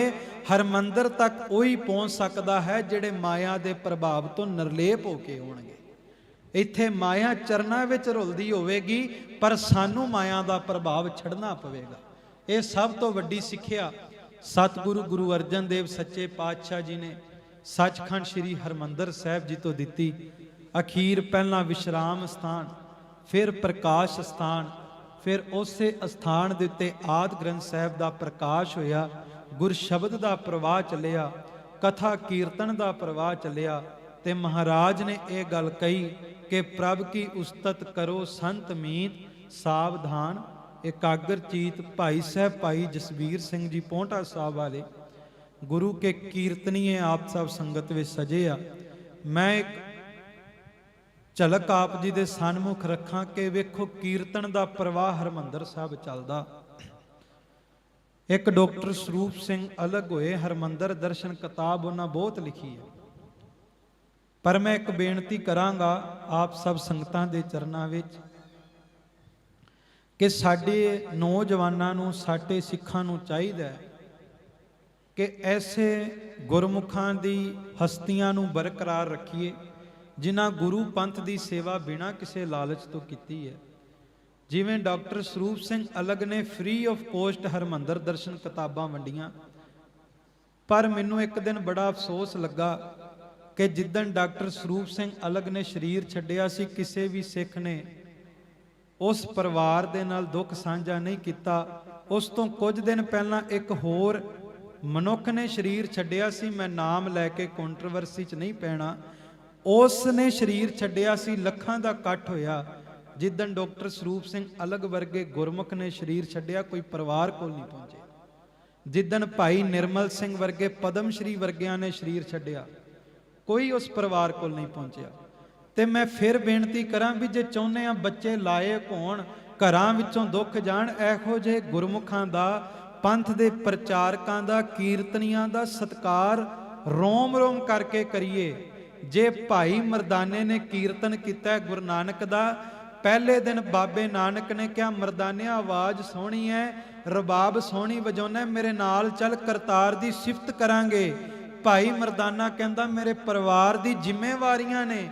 ਬਾਬਾ ਨਾਨਕ ਕਹਿੰਦਾ ਤੂੰ ਕਰਤਾਰ ਦੀ ਸਿਫਤ ਕਰੀ, ਤੇਰੇ ਪਰਿਵਾਰ ਦੀ ਜ਼ਿੰਮੇਵਾਰੀ ਨਾਨਕ ਦੀ ਜ਼ਿੰਮੇਵਾਰੀ ਹੋਵੇਗੀ। ਖਾਲਸਾ ਜੀ, ਇਹ ਪੰਥ ਨੂੰ ਚਾਹੀਦਾ ਹੈ ਜਿਹੜੇ ਪੰਥ ਦਾ ਪ੍ਰਚਾਰ ਕਰਦੇ ਉਹਨਾਂ ਦੀ ਜ਼ਿੰਮੇਵਾਰੀ ਪੰਥ ਦੀ ਹੋ ਜਾਵੇ। ਕਹਿੰਦੇ ਹਰਮੰਦਰ ਸਾਹਿਬ ਲਈ ਉਹਨਾਂ ਨੇ ਕਿਤਾਬ ਲਿਖੀ ਸੀ, ਉਹਦੇ ਵਿੱਚ ਉਹ ਲਿਖਦੇ ਕਿ ਇੱਕ ਦਿਨ ਉਹ ਇਟਲੀ ਕਿਸੇ ਅੰਗਰੇਜ਼ ਡਾਕਟਰ ਦੇ ਘਰ ਗਏ ਸਨ। ਕਹਿੰਦੇ ਉੱਥੇ ਉਸ ਅੰਗਰੇਜ਼ ਦੇ ਘਰ ਨਾ ਹਰਮੰਦਰ ਸਾਹਿਬ ਦੀ ਬਹੁਤ ਵੱਡੀ ਕੰਧ ਜਿੰਨੀ ਫੋਟੋ ਲੱਗੀ ਸੀ। ਡਾਕਟਰ ਸਾਹਿਬ ਕਹਿੰਦੇ ਮੈਂ ਅੰਦਰ ਗਿਆ, ਮੈਂ ਵੇਖਿਆ ਫੋਟੋ ਲੱਗੀ ਹੈ। ਫੋਟੋ ਵੇਖ ਕੇ ਬੜਾ ਮਨ ਖੁਸ਼ ਹੋਇਆ। ਕਹਿੰਦੇ ਮੈਂ ਫੋਟੋ ਵੇਖਦਾ ਰਿਹਾ, ਉਹ ਅੰਗਰੇਜ਼ ਪਾਣੀ ਲੈਣ ਗਿਆ, 5 ਮਿੰਟਾਂ ਬਾਅਦ ਆਇਆ, ਮੈਨੂੰ ਕਹਿੰਦਾ ਤੁਸੀਂ ਬੈਠੇ ਨਹੀਂ, ਤਸਵੀਰ ਵੇਖ ਰਹੇ ਹੋ, ਕੀ ਮਹਿਸੂਸ ਕਰਦੇ ਹੋ? ਕਹਿੰਦੇ ਡਾਕਟਰ ਸਾਹਿਬ ਕਹਿੰਦੇ ਮੈਂ ਮਹਿਸੂਸ ਕਰ ਰਿਹਾ ਵੀ ਮੈਂ ਗੁਰੂ ਰਾਮਦਾਸ ਦੀ ਗੋਦ ਵਿੱਚ ਜਾ ਬੈਠਾ, ਮੈਂ ਹਰਮੰਦਰ ਸਾਹਿਬ ਦੀ ਪਰਿਕਰਮਾ ਵਿੱਚ ਜਾ ਬੈਠਾ। ਅੰਗਰੇਜ਼ ਕਹਿੰਦਾ ਜੇ ਪਰਿਕਰਮਾ ਵਿੱਚ ਬੈਠੇ ਹੋ ਫਿਰ ਦੱਸੋ ਉੱਥੇ ਇਸ ਸਮੇਂ ਕਿਹੜਾ ਸ਼ਬਦ ਦਾ ਕੀਰਤਨ ਹੋ ਰਿਹਾ ਹੈ? ਡਾਕਟਰ ਸਾਹਿਬ ਕਹਿੰਦੇ ਮੈਂ ਖਾਮੋਸ਼। ਮੈਂ ਕਿਹਾ ਵੀ ਇੰਨੀ ਅਵਸਥਾ ਮੇਰੀ ਨਹੀਂ। ਕਹਿੰਦੇ ਅੰਗਰੇਜ਼ ਚੌਂਕੜਾ ਲਾ ਕੇ ਬੈਠਾ, ਉਹਨੇ ਇੱਕ ਓੰਕਾਰ ਦਾ ਜਾਪ ਕੀਤਾ, ਕੁਝ ਸਮਾਂ ਅੱਖਾਂ ਬੰਦ ਕੀਤੀਆਂ, ਅੱਖਾਂ ਖੋਲਣ ਤੋਂ ਬਾਅਦ ਕਹਿੰਦਾ ਇਸ ਵਕਤ ਸਾਜਣੜਾ ਮੇਰਾ ਸਾਜਣੜਾ ਨਿਕਟ ਖਲੋਏੜਾ ਮੇਰਾ ਸਾਜਣੜਾ ਇਹ ਸ਼ਬਦ ਗਾਇਆ ਜਾ ਰਿਹਾ। ਕਹਿੰਦੇ ਮੈਂ ਫੋਨ ਕਰਕੇ ਪੁੱਛਿਆ, ਉਹੀ ਸ਼ਬਦ ਗਾਇਆ ਜਾ ਰਿਹਾ ਸੀ। ਮੈਂ ਅੰਗਰੇਜ਼ ਨੂੰ ਕਿਹਾ ਵੀ ਤੇਰੇ ਤੇ ਕਿਰਪਾ ਕਿਵੇਂ? ਕਹਿੰਦਾ ਮੈਂ ਪਾਕਿਸਤਾਨ ਤੇ ਇੰਡੀਆ ਦੇ ਟੂਰ ਤੇ ਗਿਆ, ਪਾਕਿਸਤਾਨ ਤੋਂ ਇੰਡੀਆ ਜਾਣਾ ਸੀ, ਇੱਕ ਮੁਸਲਮਾਨ ਨੇ ਕੁਝ ਮਾਇਆ ਦਿੱਤੀ, ਕਹਿੰਦਾ ਇਹ ਹਰਮੰਦਰ ਸਾਹਿਬ ਜਾ ਕਰਕੇ ਮਾਇਆ ਚੜਾ ਦੇਣੀ। ਕਹਿੰਦਾ ਮੈਂ ਉਹਨੂੰ ਕਿਹਾ ਵੀ ਉਹ ਸਿੱਖ ਟੈਂਪਲ ਹੈ, ਤੂੰ ਮੁਸਲਮਾਨ ਹੈ, ਤੂੰ ਮਾਇਆ ਕਿਉਂ ਦੇਣਾ? ਉਹ ਕਹਿੰਦਾ ਉਹ ਸਿੱਖ ਟੈਂਪਲ ਨਹੀਂ, ਉਹ ਸਾਰੇ ਧਰਮਾਂ ਦਾ ਟੈਂਪਲ ਹੈ। ਮੇਰੇ ਬੱਚੇ ਨੂੰ ਕੈਂਸਰ ਸੀ, ਡਾਕਟਰ ਜਵਾਬ ਦੇ ਗਏ, ਪਰ ਉਸ ਗੁਰੂ ਰਾਮਦਾਸ ਦੇ ਘਰ ਨੇ ਮੇਰੇ ਬੱਚੇ ਨੂੰ ਜਿਉਂਦਾ ਕਰ ਦਿੱਤਾ ਹੈ। ਖਾਲਸਾ ਜੀ, ਉਹ ਮਾਇਆ ਲੈ ਕਰਕੇ ਪਹੁੰਚਿਆ, ਉਹਨੇ ਮਾਇਆ ਚੜਾ ਦਿੱਤੀ। ਕਹਿੰਦਾ ਇੱਕ ਦਿਨ ਮੈਂ ਅੰਮ੍ਰਿਤ ਵੇਲੇ ਗਿਆ, ਪਰਿਕਰਮਾ ਵਿੱਚ ਵੇਖਿਆ ਸਿੱਖ ਸੰਗਤ ਹੱਥਾਂ ਵਿੱਚ ਫੁੱਲ ਲੈ ਕੇ ਖੜੀ ਸੀ। ਮੈਂ ਪੁੱਛਿਆ ਵੀ ਇਹ ਫੁੱਲ ਲੈ ਕੇ ਕਿਉਂ ਖੜੇ? ਕਹਿੰਦੇ ਉਧਰੋਂ ਗੁਰੂ ਗ੍ਰੰਥ ਸਾਹਿਬ ਜੀ ਨੇ ਆਉਣਾ, ਆਹ ਸਾਹਮਣੇ ਪਾਲਕੀ ਹੈ, ਸਿੱਖ ਸੰਗਤ ਫੁੱਲਾਂ ਦੀ ਵਰਖਾ ਕਰੇਗੀ। ਕਹਿੰਦੇ ਇੰਨੇ ਨੂੰ ਸਤਿਗੁਰੂ ਗੁਰੂ ਗ੍ਰੰਥ ਸਾਹਿਬ ਦਾ ਸਰੂਪ ਆਇਆ। ਸੰਗਤਾਂ ਤਰਸ ਰਹੀਆਂ ਸਨ, ਇੱਕ ਝਲਕ ਵਾਸਤੇ ਫੁੱਲਾਂ ਦੀ ਵਰਖਾ ਹੋਣ ਲੱਗ ਪਈ। ਉਸ ਤੋਂ ਬਾਅਦ ਸਿੱਖਾਂ ਦੇ ਹਿਰਦੇ ਤੜਪੇ। ਜਿਸ ਪਾਲਕੀ ਵਿੱਚ ਗੁਰੂ ਗ੍ਰੰਥ ਸਾਹਿਬ ਨੇ ਸ਼ੁਭਾਇਮਾਨ ਹੋਣਾ ਸੀ, ਕਿਤੇ ਉਸ ਪਾਲਕੀ ਨੂੰ ਮੋਢਾ ਲਾਉਣ ਦਾ ਸੁਭਾਗ ਮਿਲ ਜਾਵੇ। ਅੰਗਰੇਜ਼ ਕਹਿੰਦਾ ਮੈਂ ਮਨ ਵਿੱਚ ਅਰਦਾਸ ਕੀਤੀ ਹੈ, ਜੀਸਸ ਕਾਸ਼ ਮੈਂ ਸਿੱਖ ਹੁੰਦਾ। ਕਹਿੰਦਾ ਮੈਂ ਅਰਦਾਸ ਕੀਤੀ, ਜੀਸਸ ਕਾਸ਼ ਮੈਂ ਸਿੱਖ ਹੁੰਦਾ, ਜੇ ਮੈਂ ਵੀ ਸਿੱਖ ਹੁੰਦਾ ਮੈਨੂੰ ਪਾਲਕੀ ਨੂੰ ਮੋਢਾ ਲਾਣ ਦਾ ਸੁਭਾਗ ਮਿਲ ਜਾਣਾ ਸੀ। ਕਹਿੰਦਾ ਅਜੇ ਮੈਂ ਸੋਚਿਆ ਹੀ, ਇੱਕ ਬਜ਼ੁਰਗ ਆਇਆ, ਬਾਂਹ ਤੋਂ ਪਕੜਿਆ ਤੇ ਖਾਲਸਾ ਜੀ ਪਾਲਕੀ ਕੋਲ ਲਿਜਾ ਕੇ ਕਹਿੰਦਾ ਜਾ ਹੁਣ ਲਾ ਮੋਢਾ। ਕਹਿੰਦਾ ਜਦੋਂ ਮੋਢਾ ਲਾਇਆ, ਸਰੀਰ ਦੇ ਵਿੱਚ ਐਸੀਆਂ ਵਾਈਬ੍ਰੇਸ਼ਨ ਛਿੜ ਗਈਆਂ ਮੈਂ ਦੱਸ ਨਹੀਂ ਸਕਦਾ। ਕਹਿੰਦਾ ਰੋਣ ਆਈ ਜਾਵੇ, ਵੈਰਾਗ ਆਈ ਜਾਵੇ। ਇਸ ਤਰ੍ਹਾਂ ਲੱਗ ਰਿਹਾ ਸੀ ਮੇਰਾ ਗਵਾਚਿਆ ਕੁਝ ਮੈਨੂੰ ਲੱਭ ਗਿਆ। ਮੈਂ ਆਪਣੇ ਗਰੁੱਪ ਨੂੰ ਕਿਹਾ ਤੁਸੀਂ ਜਾਣਾ ਆਗਰੇ ਚਲੇ ਜਾਓ, ਮੈਂ ਹੁਣ ਕਿਤੇ ਨਹੀਂ ਜਾਵਾਂਗਾ, ਇੱਥੇ ਟਿਕਾਂਗਾ। ਕਹਿੰਦਾ ਮੈਂ ਸਵਾ ਮਹੀਨਾ ਲਗਾਤਾਰ ਸਾਰਾ ਦਿਨ ਅੰਮ੍ਰਿਤ ਵੇਲੇ ਤੋਂ ਲੈ ਕੇ ਸੁਖਾਸਨ ਹੋਣ ਤੱਕ ਬਾਬਾ ਬੁੱਢਾ ਸਾਹਿਬ ਦੀ ਬੇਰੀ ਦੇ ਥੱਲੇ ਬਹਿ ਕੇ ਗੁਰੂ ਰਾਮਦਾਸ ਦੇ ਘਰ ਦਾ ਕੀਰਤਨ ਹੀ ਸੁਣਿਆ। ਕਹਿੰਦਾ ਮੈਨੂੰ ਸਮਝ ਕੁਝ ਨਹੀਂ ਸੀ ਲੱਗਦੀ। Music is the second language of God, ਸੰਗੀਤ ਰੱਬ ਦੀ ਦੂਸਰੀ ਭਾਸ਼ਾ ਹੈ। ਕਹਿੰਦਾ ਮੈਨੂੰ ਸਮਝ ਨਹੀਂ ਸੀ ਲੱਗਦੀ। ਹੌਲੀ ਹੌਲੀ ਸੰਗੀਤ ਦੀ ਧੁਨਾਂ ਦੇ ਵਿੱਚੋਂ ਮੈਨੂੰ ਉਹ ਸ਼ਬਦ ਸਮਝਣ ਲੱਗ ਪਏ। ਕਹਿੰਦਾ ਸ਼ਬਦ ਸਮਝ ਆਉਣ ਦੀ ਦੇਰ ਸੀ, ਬਸ ਫਿਰ ਉਹ ਚੀਜ਼ ਮਿਲ ਗਈ ਜਿਹੜੀ ਚੀਜ਼ ਇਨ੍ਹਾਂ ਮੁਲਕਾਂ ਵਿੱਚ ਨਹੀਂ ਮਿਲੀ। ਪਰ ਕਹਿੰਦਾ ਜਦੋਂ ਮੇਰਾ ਵੀਜ਼ਾ ਖਤਮ ਹੋਇਆ, ਮੈਂ ਵਾਪਸ ਆਉਣਾ ਸੀ, ਮੈਂ ਰੋਈ ਜਾਵਾਂ। ਇੱਕ ਗੁਰਸਿੱਖ ਆਇਆ, ਕਹਿੰਦਾ ਰੋਂਦਾ ਕਿਉਂ ਹੈ? ਕਹਿੰਦਾ ਮੈਂ ਕਿਹਾ ਮੈਂ ਕੀਰਤਨ ਤੋਂ ਦੂਰ ਨਹੀਂ ਹੋਣਾ ਚਾਹੁੰਦਾ, ਗੁਰੂ ਰਾਮਦਾਸ ਦੇ ਘਰ ਤੋਂ ਦੂਰ ਨਹੀਂ ਹੋਣਾ ਚਾਹੁੰਦਾ। ਉਹ ਸਿੱਖ ਕਹਿੰਦਾ ਤੂੰ ਘਰ ਵਿੱਚ ਹਰਮੰਦਰ ਸਾਹਿਬ ਦਾ ਸਰੂਪ ਲੈ ਜਾ, ਦੁਨੀਆ ਦੇ ਜਿਸ ਮਰਜ਼ੀ ਕੋਨੇ ਤੇ ਬੈਠ ਕੇ ਚੌਂਕੜਾ ਲਾ ਕੇ ਗੁਰੂ ਰਾਮਦਾਸ ਨੂੰ ਆਵਾਜ਼ ਲਾਈ, ਜਿਸ ਮਰਜ਼ੀ ਕੋਨੇ ਤੇ ਬੈਠਿਆ ਹੋਵੀਂ, ਗੁਰੂ ਰਾਮਦਾਸ ਤੈਨੂੰ ਆਪਣੀ ਗੋਦ ਵਿੱਚ ਬਿਠਾਵੇਗਾ। ਖਾਲਸਾ ਜੀ ਕਹਿੰਦਾ ਜਦੋਂ ਮੈਂ ਹੁਣ ਕੀਰਤਨ ਦੀ ਭੁੱਖ ਲੱਗਦੀ, ਮੈਂ ਆਵਾਜ਼ ਲਾਉਣਾ, ਮੈਨੂੰ ਕੀਰਤਨ ਸੁਣਾਈ ਦਿੰਦਾ। ਤੇ ਮੈਂ ਬੇਨਤੀ ਕਰਾਂ ਕਿਤੇ ਦੂਸਰੇ ਨਾ ਖਜ਼ਾਨਾ ਲੁੱਟ ਕੇ ਲੈ ਜਾਣ। ਲੂਟਣਾ ਹੈ ਤੋ ਲੂਟ ਲੈ, ਰਾਮ ਨਾਮ ਹੈ ਲੂਟ। ਤੇ ਦੂਸਰਾ ਮੈਂ ਆਪਣਾ ਅਨੁਭਵ ਸਾਂਝਾ ਕਰਕੇ ਫਤਿਹ ਬੁਲਾਉਣੀ ਹੈ। ਡਿੱਠੇ ਸੱਭੇ ਥਾਬ ਦੀ, ਮੈਂ ਉੱਥੇ ਰੋਮਨ ਬਾਥ ਇੰਗਲੈਂਡ ਦੇ ਵਿੱਚ ਇੱਕ ਸ਼ਹਿਰ ਹੈ, ਉੱਥੇ 675 ਈਸਵੀ ਦੀ ਚਰਚ ਹੈ। ਮੈਂ ਗੱਲ ਮੰਜੀ ਸਾਹਿਬ ਦੀਵਾਨ ਹਾਲ ਤੋਂ ਵੀ ਇੱਕ ਵਾਰੀ ਸੁਣਾਈ ਸੀ। ਉੱਥੇ ਮੈਂ ਰੋਮਨ ਬਾਥ ਚਰਚ ਵਿੱਚ ਜਦੋਂ ਗਿਆ, ਉਹ 675 ਈਸਵੀ ਦਾ ਬਣਿਆ। ਉੱਥੋਂ ਦੇ ਪ੍ਰਬੰਧਕਾਂ ਨੇ ਜਾਂ ਸਰਕਾਰ ਨੇ 675 ਈਸਵੀ ਤੋਂ ਬਾਅਦ ਇੱਕ ਇੱਟ ਤੱਕ ਕੁੱਤੇ ਨਹੀਂ ਲਗਾਈ, ਉਸੇ ਤਰ੍ਹਾਂ ਉਸੇ ਨੂੰ ਹੀ ਸਾਂਭਿਆ ਹੋਇਆ। ਮੈਂ ਬੜਾ ਪ੍ਰਭਾਵਿਤ ਹੋਇਆ। ਸਾਡਾ ਤੇ ਸੁਭਾਅ ਹੈ, ਆਪਾਂ ਇਮਾਰਤਾਂ ਵੇਖ ਕੇ ਪ੍ਰਭਾਵਿਤ ਹੁੰਨੇ ਆ ਜਾਂ ਸੜਕਾਂ ਵੇਖ ਕੇ ਪ੍ਰਭਾਵਿਤ ਹੁੰਨੇ ਆ। ਮੈਂ ਬੜਾ ਮਨ ਵਿੱਚ ਪ੍ਰਭਾਵਿਤ ਵੀ ਅੰਗਰੇਜ਼ਾਂ ਨੇ ਬੜਾ ਚਰਚ ਸਾਂਭਿਆ। ਮੈਂ ਉਹ ਚਰਚ ਨੂੰ ਵੇਖਣ ਲੱਗ ਪਿਆ। ਉੱਥੇ ਇੱਕ ਪਾਦਰੀ ਸੀ, ਦਾਸ ਚੋਲੇ ਵਿੱਚ ਸੀ। ਉਹ ਪਾਦਰੀ ਆਇਆ, ਮੇਰੇ ਨਾਲ ਕੁਝ ਸਿੱਖ ਸੀਗੇ। ਉਹ ਕਹਿੰਦਾ ਵੀ ਤੁਸੀਂ ਕਿੱਥੋਂ ਆਏ? ਉਹਨਾਂ ਦੱਸਿਆ ਵੀ ਇਹ ਸਾਡੇ ਪ੍ਰੀਸਟ ਨੇ, ਹਰਮੰਦਰ ਸਾਹਿਬ ਤੋਂ ਆਏ ਆ। ਕਹਿੰਦੇ ਉਹ ਅੰਗਰੇਜ਼ ਪਾਦਰੀ ਮੈਨੂੰ ਪੁੱਛਦਾ ਵੀ ਕਿੱਥੋਂ ਆਏ ਹੋ? ਮੈਂ ਕਿਹਾ ਮੈਂ ਅੰਮ੍ਰਿਤਸਰ ਤੋਂ ਆਇਆ। ਜਦੋਂ ਮੈਂ ਅੰਮ੍ਰਿਤਸਰ ਕਿਹਾ, ਉਹਨੇ ਦੂਸਰਾ ਬਚਨ ਕਿਹਾ ਗੋਲਡਨ ਟੈਂਪਲ। ਉਹਨੇ ਕਿਹਾ ਆਪਾਂ ਨੂੰ ਚਲੋ ਨਹੀਂ ਕਹਿਣਾ ਚਾਹੀਦਾ, ਹਰਮੰਦਰ ਸਾਹਿਬ ਸ਼ਬਦ ਹੀ ਵਰਤਣਾ ਚਾਹੀਦਾ। ਕਹਿੰਦਾ ਗੋਲਡਨ ਟੈਂਪਲ। ਮੈਂ ਕਿਹਾ ਹਾਂ। ਉਸ ਅੰਗਰੇਜ਼ ਪਾਦਰੀ ਨੇ ਮੈਨੂੰ ਹਰਮੰਦਰ ਸਾਹਿਬ ਦਾ, ਧੰਨ ਗੁਰੂ ਰਾਮਦਾਸ ਜੀ ਦਾ, ਧੰਨ ਗੁਰੂ ਅਰਜਨ ਦੇਵ ਜੀ ਦਾ, ਧੰਨ ਗੁਰੂ ਹਰਗੋਬਿੰਦ ਸਾਹਿਬ ਦਾ ਸਾਰਾ ਹੀ ਇਤਿਹਾਸ ਸੁਣਾ ਦਿੱਤਾ। ਤੇ ਮੈਂ ਉਹਨੂੰ ਅੰਗਰੇਜ਼ ਪਾਦਰੀ ਨੂੰ ਪੁੱਛਿਆ ਵੀ ਮੈਂ ਰੋਮਨ ਬਾਥ ਚਰਚ ਵਿੱਚ ਆਇਆ ਤੇ ਮੈਨੂੰ ਇਸ ਚਰਚ ਦਾ ਇਤਿਹਾਸ ਨਹੀਂ ਪਤਾ, ਤੈਨੂੰ ਹਰਮੰਦਰ ਸਾਹਿਬ ਦਾ ਇਤਿਹਾਸ ਕਿੱਦਾਂ ਪਤਾ? ਕਹਿੰਦਾ ਤੁਸੀਂ ਹਰਮੰਦਰ ਸਾਹਿਬ ਵੀ ਗਏ ਹੋ ਤੇ ਇੱਥੇ ਵੀ ਆਏ ਹੋ। ਤੇ ਕਹਿੰਦਾ ਜਦੋਂ ਇਸ ਚਰਚ ਵਿੱਚ ਆਏ ਹੋਵੋਗੇ ਤੁਹਾਨੂੰ ਕਿਸੇ ਨੇ ਖਾਣ ਲਈ ਨਹੀਂ ਪੁੱਛਿਆ। ਕਹਿੰਦਾ ਇਸ ਚਰਚ ਵਿੱਚ ਤੁਹਾਨੂੰ ਕਿਸੇ ਨੇ ਰਹਿਣ ਲਈ ਨਹੀਂ ਪੁੱਛਿਆ। ਇਹ ਚਰਚ ਕੇਵਲ ਵੇਖਣ ਵਾਸਤੇ ਇੱਕ ਇਮਾਰਤ ਹੈ। ਪਰ ਕਹਿੰਦਾ ਜਦੋਂ ਮੈਂ ਹਰਮੰਦਰ ਸਾਹਿਬ ਗਿਆ ਸਾਂ, ਉਸ ਘਰ ਦੇ ਵਿੱਚ ਮੈਨੂੰ ਖਾਣ ਵਾਸਤੇ ਭੋਜਨ ਵੀ ਫ੍ਰੀ ਆਫ ਕੋਸਟ ਮਿਲਿਆ ਸੀ, ਰਹਿਣ ਵਾਸਤੇ ਥਾਂ ਮਿਲੀ ਸੀ। ਤੇ ਕਹਿੰਦਾ ਸਭ ਤੋਂ ਵੱਡੀ ਗੱਲ ਇਹ ਕਿ ਜਿਨ੍ਹਾਂ ਸਿੱਖਾਂ ਨੂੰ ਵੇਖ ਕੇ ਸਾਨੂੰ ਰੋਇਲ ਫੈਮਿਲੀ ਦਾ ਅਹਿਸਾਸ ਹੁੰਦਾ ਹੈ, ਉਹ ਚਿੱਟੇ ਕੁੜਤੇ ਪਜਾਮੇ ਵਾਲੇ ਸਿੱਖ ਉਸ ਹਰਮੰਦਰ ਸਾਹਿਬ ਦੇ ਵਿੱਚ ਸਾਡੇ ਵਰਗੇ ਪਾਪੀਆਂ ਦੇ ਜੋੜੇ ਝਾੜਦੇ ਨਜ਼ਰ ਆ ਰਹੇ ਸੀ। ਕਹਿੰਦਾ ਇਹੋ ਜਿਹਾ ਨਜ਼ਾਰਾ ਦੁਨੀਆ ਦੇ ਤਖਤੇ ਤੇ ਕੋਈ ਹੋਰ ਨਹੀਂ। ਤੇ ਦੂਸਰਾ ਕਹਿੰਦਾ ਇਸ ਚਰਚ ਦਾ ਮੈਸੇਜ ਕੇਵਲ ਤੇ ਕੇਵਲ ਰੋਮਨ ਬਾਥ ਤੱਕ ਹੋਵੇਗਾ, ਪਰ ਹਰਮੰਦਰ ਸਾਹਿਬ ਦਾ ਸਿਧਾਂਤ, ਹਰਮੰਦਰ ਸਾਹਿਬ ਦੇ ਘਰ ਦਾ ਸੁਨੇਹਾ ਕੇਵਲ ਅੰਮ੍ਰਿਤਸਰ ਜਾਂ ਪੰਜਾਬ ਤੱਕ ਨਹੀਂ, ਸਮਾਂ ਆਵੇਗਾ ਸਾਰੀ ਦੀ ਸਾਰੀ ਦੁਨੀਆ ਹਰਮੰਦਰ ਦੇ ਸੁਨੇਹੇ ਅੱਗੇ ਸਿਰ ਝੁਕਾਇਆ ਕਰੇਗੀ। ਇਹ ਬਚਨ ਮੈਨੂੰ ਉਸ ਪਾਦਰੀ ਨੇ ਦੱਸੇ, ਮੇਰਾ ਮਨ ਭਿੱਜਿਆ ਕਿ ਜੋ ਗੁਰੂ ਨੇ ਸਾਡੇ ਤੇ ਬਖਸ਼ਿਸ਼ ਕੀਤੀ ਹੈ, ਅਸੀਂ ਇਹ ਅਰਦਾਸ ਹੀ ਕਰਿਆ ਕਰੀਏ ਕਿ ਮਹਾਰਾਜ ਸਾਡੀਆਂ ਭੁੱਲਾਂ ਬਖਸ਼ਿਓ, ਸਾਨੂੰ ਸਿੱਖੀ ਨਿਭਾਉਣ ਦਾ ਬਲ ਬਖਸ਼ਿਓ। ਸੋ ਸਤਿਗੁਰੂ ਦੇ ਪ੍ਰਕਾਸ਼ ਦਿਹਾੜਿਆਂ ਦੀ ਬੇਅੰਤ ਬੇਅੰਤ ਵਧਾਈਆਂ। ਧੰਨ ਸਤਿਗੁਰੂ ਗੁਰੂ ਤੇਗ ਬਹਾਦਰ ਜੀ ਦਾ ਵੀ ਪ੍ਰਕਾਸ਼ ਪੁਰਬ ਮਨਾਇਆ ਜਾ ਰਿਹਾ ਹੈ। ਭਾਈ ਨੰਦ ਲਾਲ ਜੀ ਕਹਿੰਦੇ ਆ, ਗੁਰੂ ਤੇਗ ਬਹਾਦਰ ਆਸਰਾ ਪਾ ਅਫਜ਼ਾਲ, ਜ਼ੀਨਤ ਜ਼ਰਾਏ ਮਹਿਫਲੇ ਜਾਹੋ ਜਲਾਲ। ਧੰਨ ਗੁਰੂ ਤੇਗ ਬਹਾਦਰ ਜੀ ਬਚਨ ਕਰਦੇ ਆ ਕਿ ਸਿੱਖਾ ਦੁਨੀਆ ਦੇ ਤਖਤੇ ਤੇ ਕਿਸੇ ਵੀ ਕੋਨੇ ਤੇ ਬੈਠ ਕੇ ਤੂੰ ਮੈਨੂੰ ਆਵਾਜ਼ ਲਾਈ, ਤੇਰੇ ਜੀਵਨ ਤੇ ਵੱਡੇ ਤੋਂ ਵੱਡਾ ਸੰਕਟ ਆ ਰਿਹਾ ਹੋਵੇ, ਮੈਂ ਆਪਣੇ ਮੋਢੇ ਤੇ ਤੇਰੇ ਸੰਕਟ ਨੂੰ ਝੱਲਿਆ ਕਰਾਂਗਾ।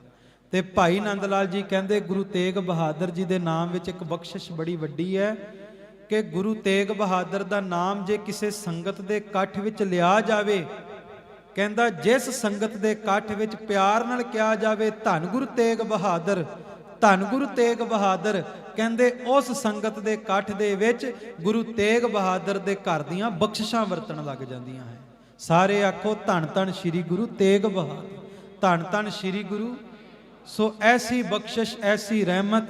ਤੇ ਕਹਿੰਦੇ ਸਨਾਤਨ ਮਤ ਦੇ ਇੱਕ ਪੈਰੋਕਾਰ ਨੇ ਕਿਹਾ ਸੀ, ਤੇਗ ਬਹਾਦਰ ਹਾਂ ਵੇਹੀ ਥੇ जिनसे जन्मे गुरु गोबिंद, तेग बहादुर हाँ वेही थे पंचा अमृत सर के बिंद।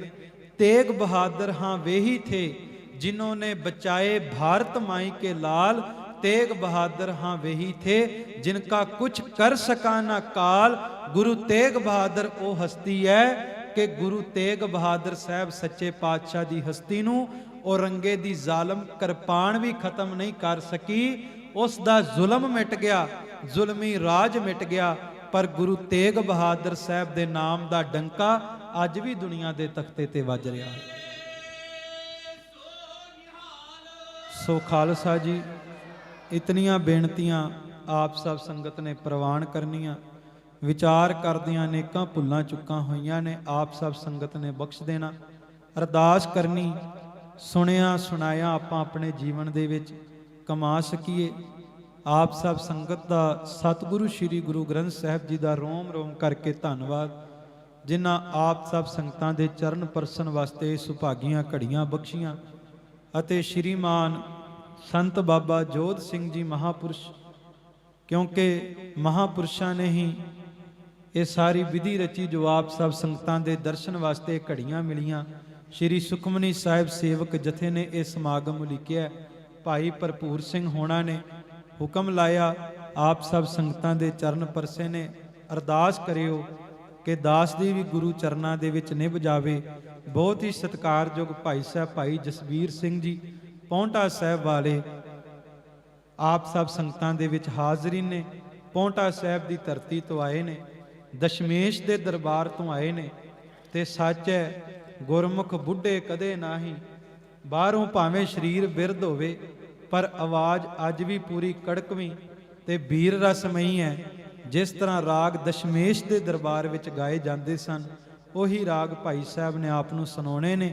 ਅਖੀਰ ਆਪ ਸਭ ਸੰਗਤਾਂ ਦੇ ਚਰਨਾਂ ਵਿੱਚ ਦਾਸ ਵੱਲੋਂ ਇੱਕ ਨਿੱਜੀ ਤੌਰ ਤੇ ਬੇਨਤੀ ਹੈ ਕਿ ਸਤਿਗੁਰੂ ਸ੍ਰੀ ਗੁਰੂ ਗੋਬਿੰਦ ਸਿੰਘ ਜੀ ਧੰਨ ਮਾਤਾ ਸਾਹਿਬ ਦੇਵਾਂ ਜੀ ਦੀ ਕਿਰਪਾ ਸਦਕਾ ਦਾਸ ਦੇ ਨਗਰ ਪਿਹੋਵੇ ਵਿਖੇ ਅਸੀਂ ਗੁਰਮਤਿ ਵਿਦਿਆਲਾ ਅਤੇ ਮੈਡੀਟੇਸ਼ਨ ਸੈਂਟਰ ਦੀ ਸੇਵਾ ਆਪ ਸੰਗਤ ਦੇ ਸਹਿਯੋਗ ਨਾਲ ਆਰੰਭ ਕੀਤੀ ਹੈ।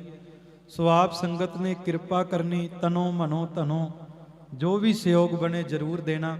ਅਤੇ ਜੋ ਵੀ ਆਪਣੇ ਬੱਚਿਆਂ ਨੂੰ ਗੁਰਮਤਿ ਵਿਦਿਆ ਸਿਖਾਉਣਾ ਚਾਹੁੰਦੇ ਆ, ਜੋ ਬੱਚਿਆਂ ਨੂੰ ਕਥਾ ਜਾਂ ਕੀਰਤਨ ਜਾਂ ਗੁਰੂ ਵਾਲੇ ਬਣਾਉਣਾ ਚਾਹੁੰਦੇ ਆ, ਉਹ ਜ਼ਰੂਰ, ਕਿਉਂਕਿ ਉੱਥੇ ਕੋਈ ਵੀ ਕੋਸਟ ਨਹੀਂ, ਫ੍ਰੀ ਆਫ ਕੋਸਟ ਬੱਚਿਆਂ ਨੂੰ ਉੱਥੇ ਰਿਹਾਇਸ਼ ਦਾ ਪ੍ਰਬੰਧ ਦੇ ਕਰਕੇ ਗੁਰਮਤਿ ਵਿਦਿਆ ਨਾਲ ਜੋੜਿਆ ਜਾਵੇਗਾ।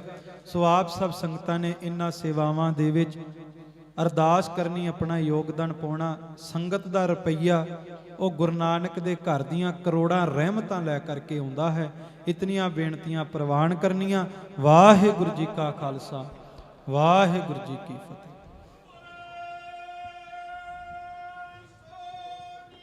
ਸੋ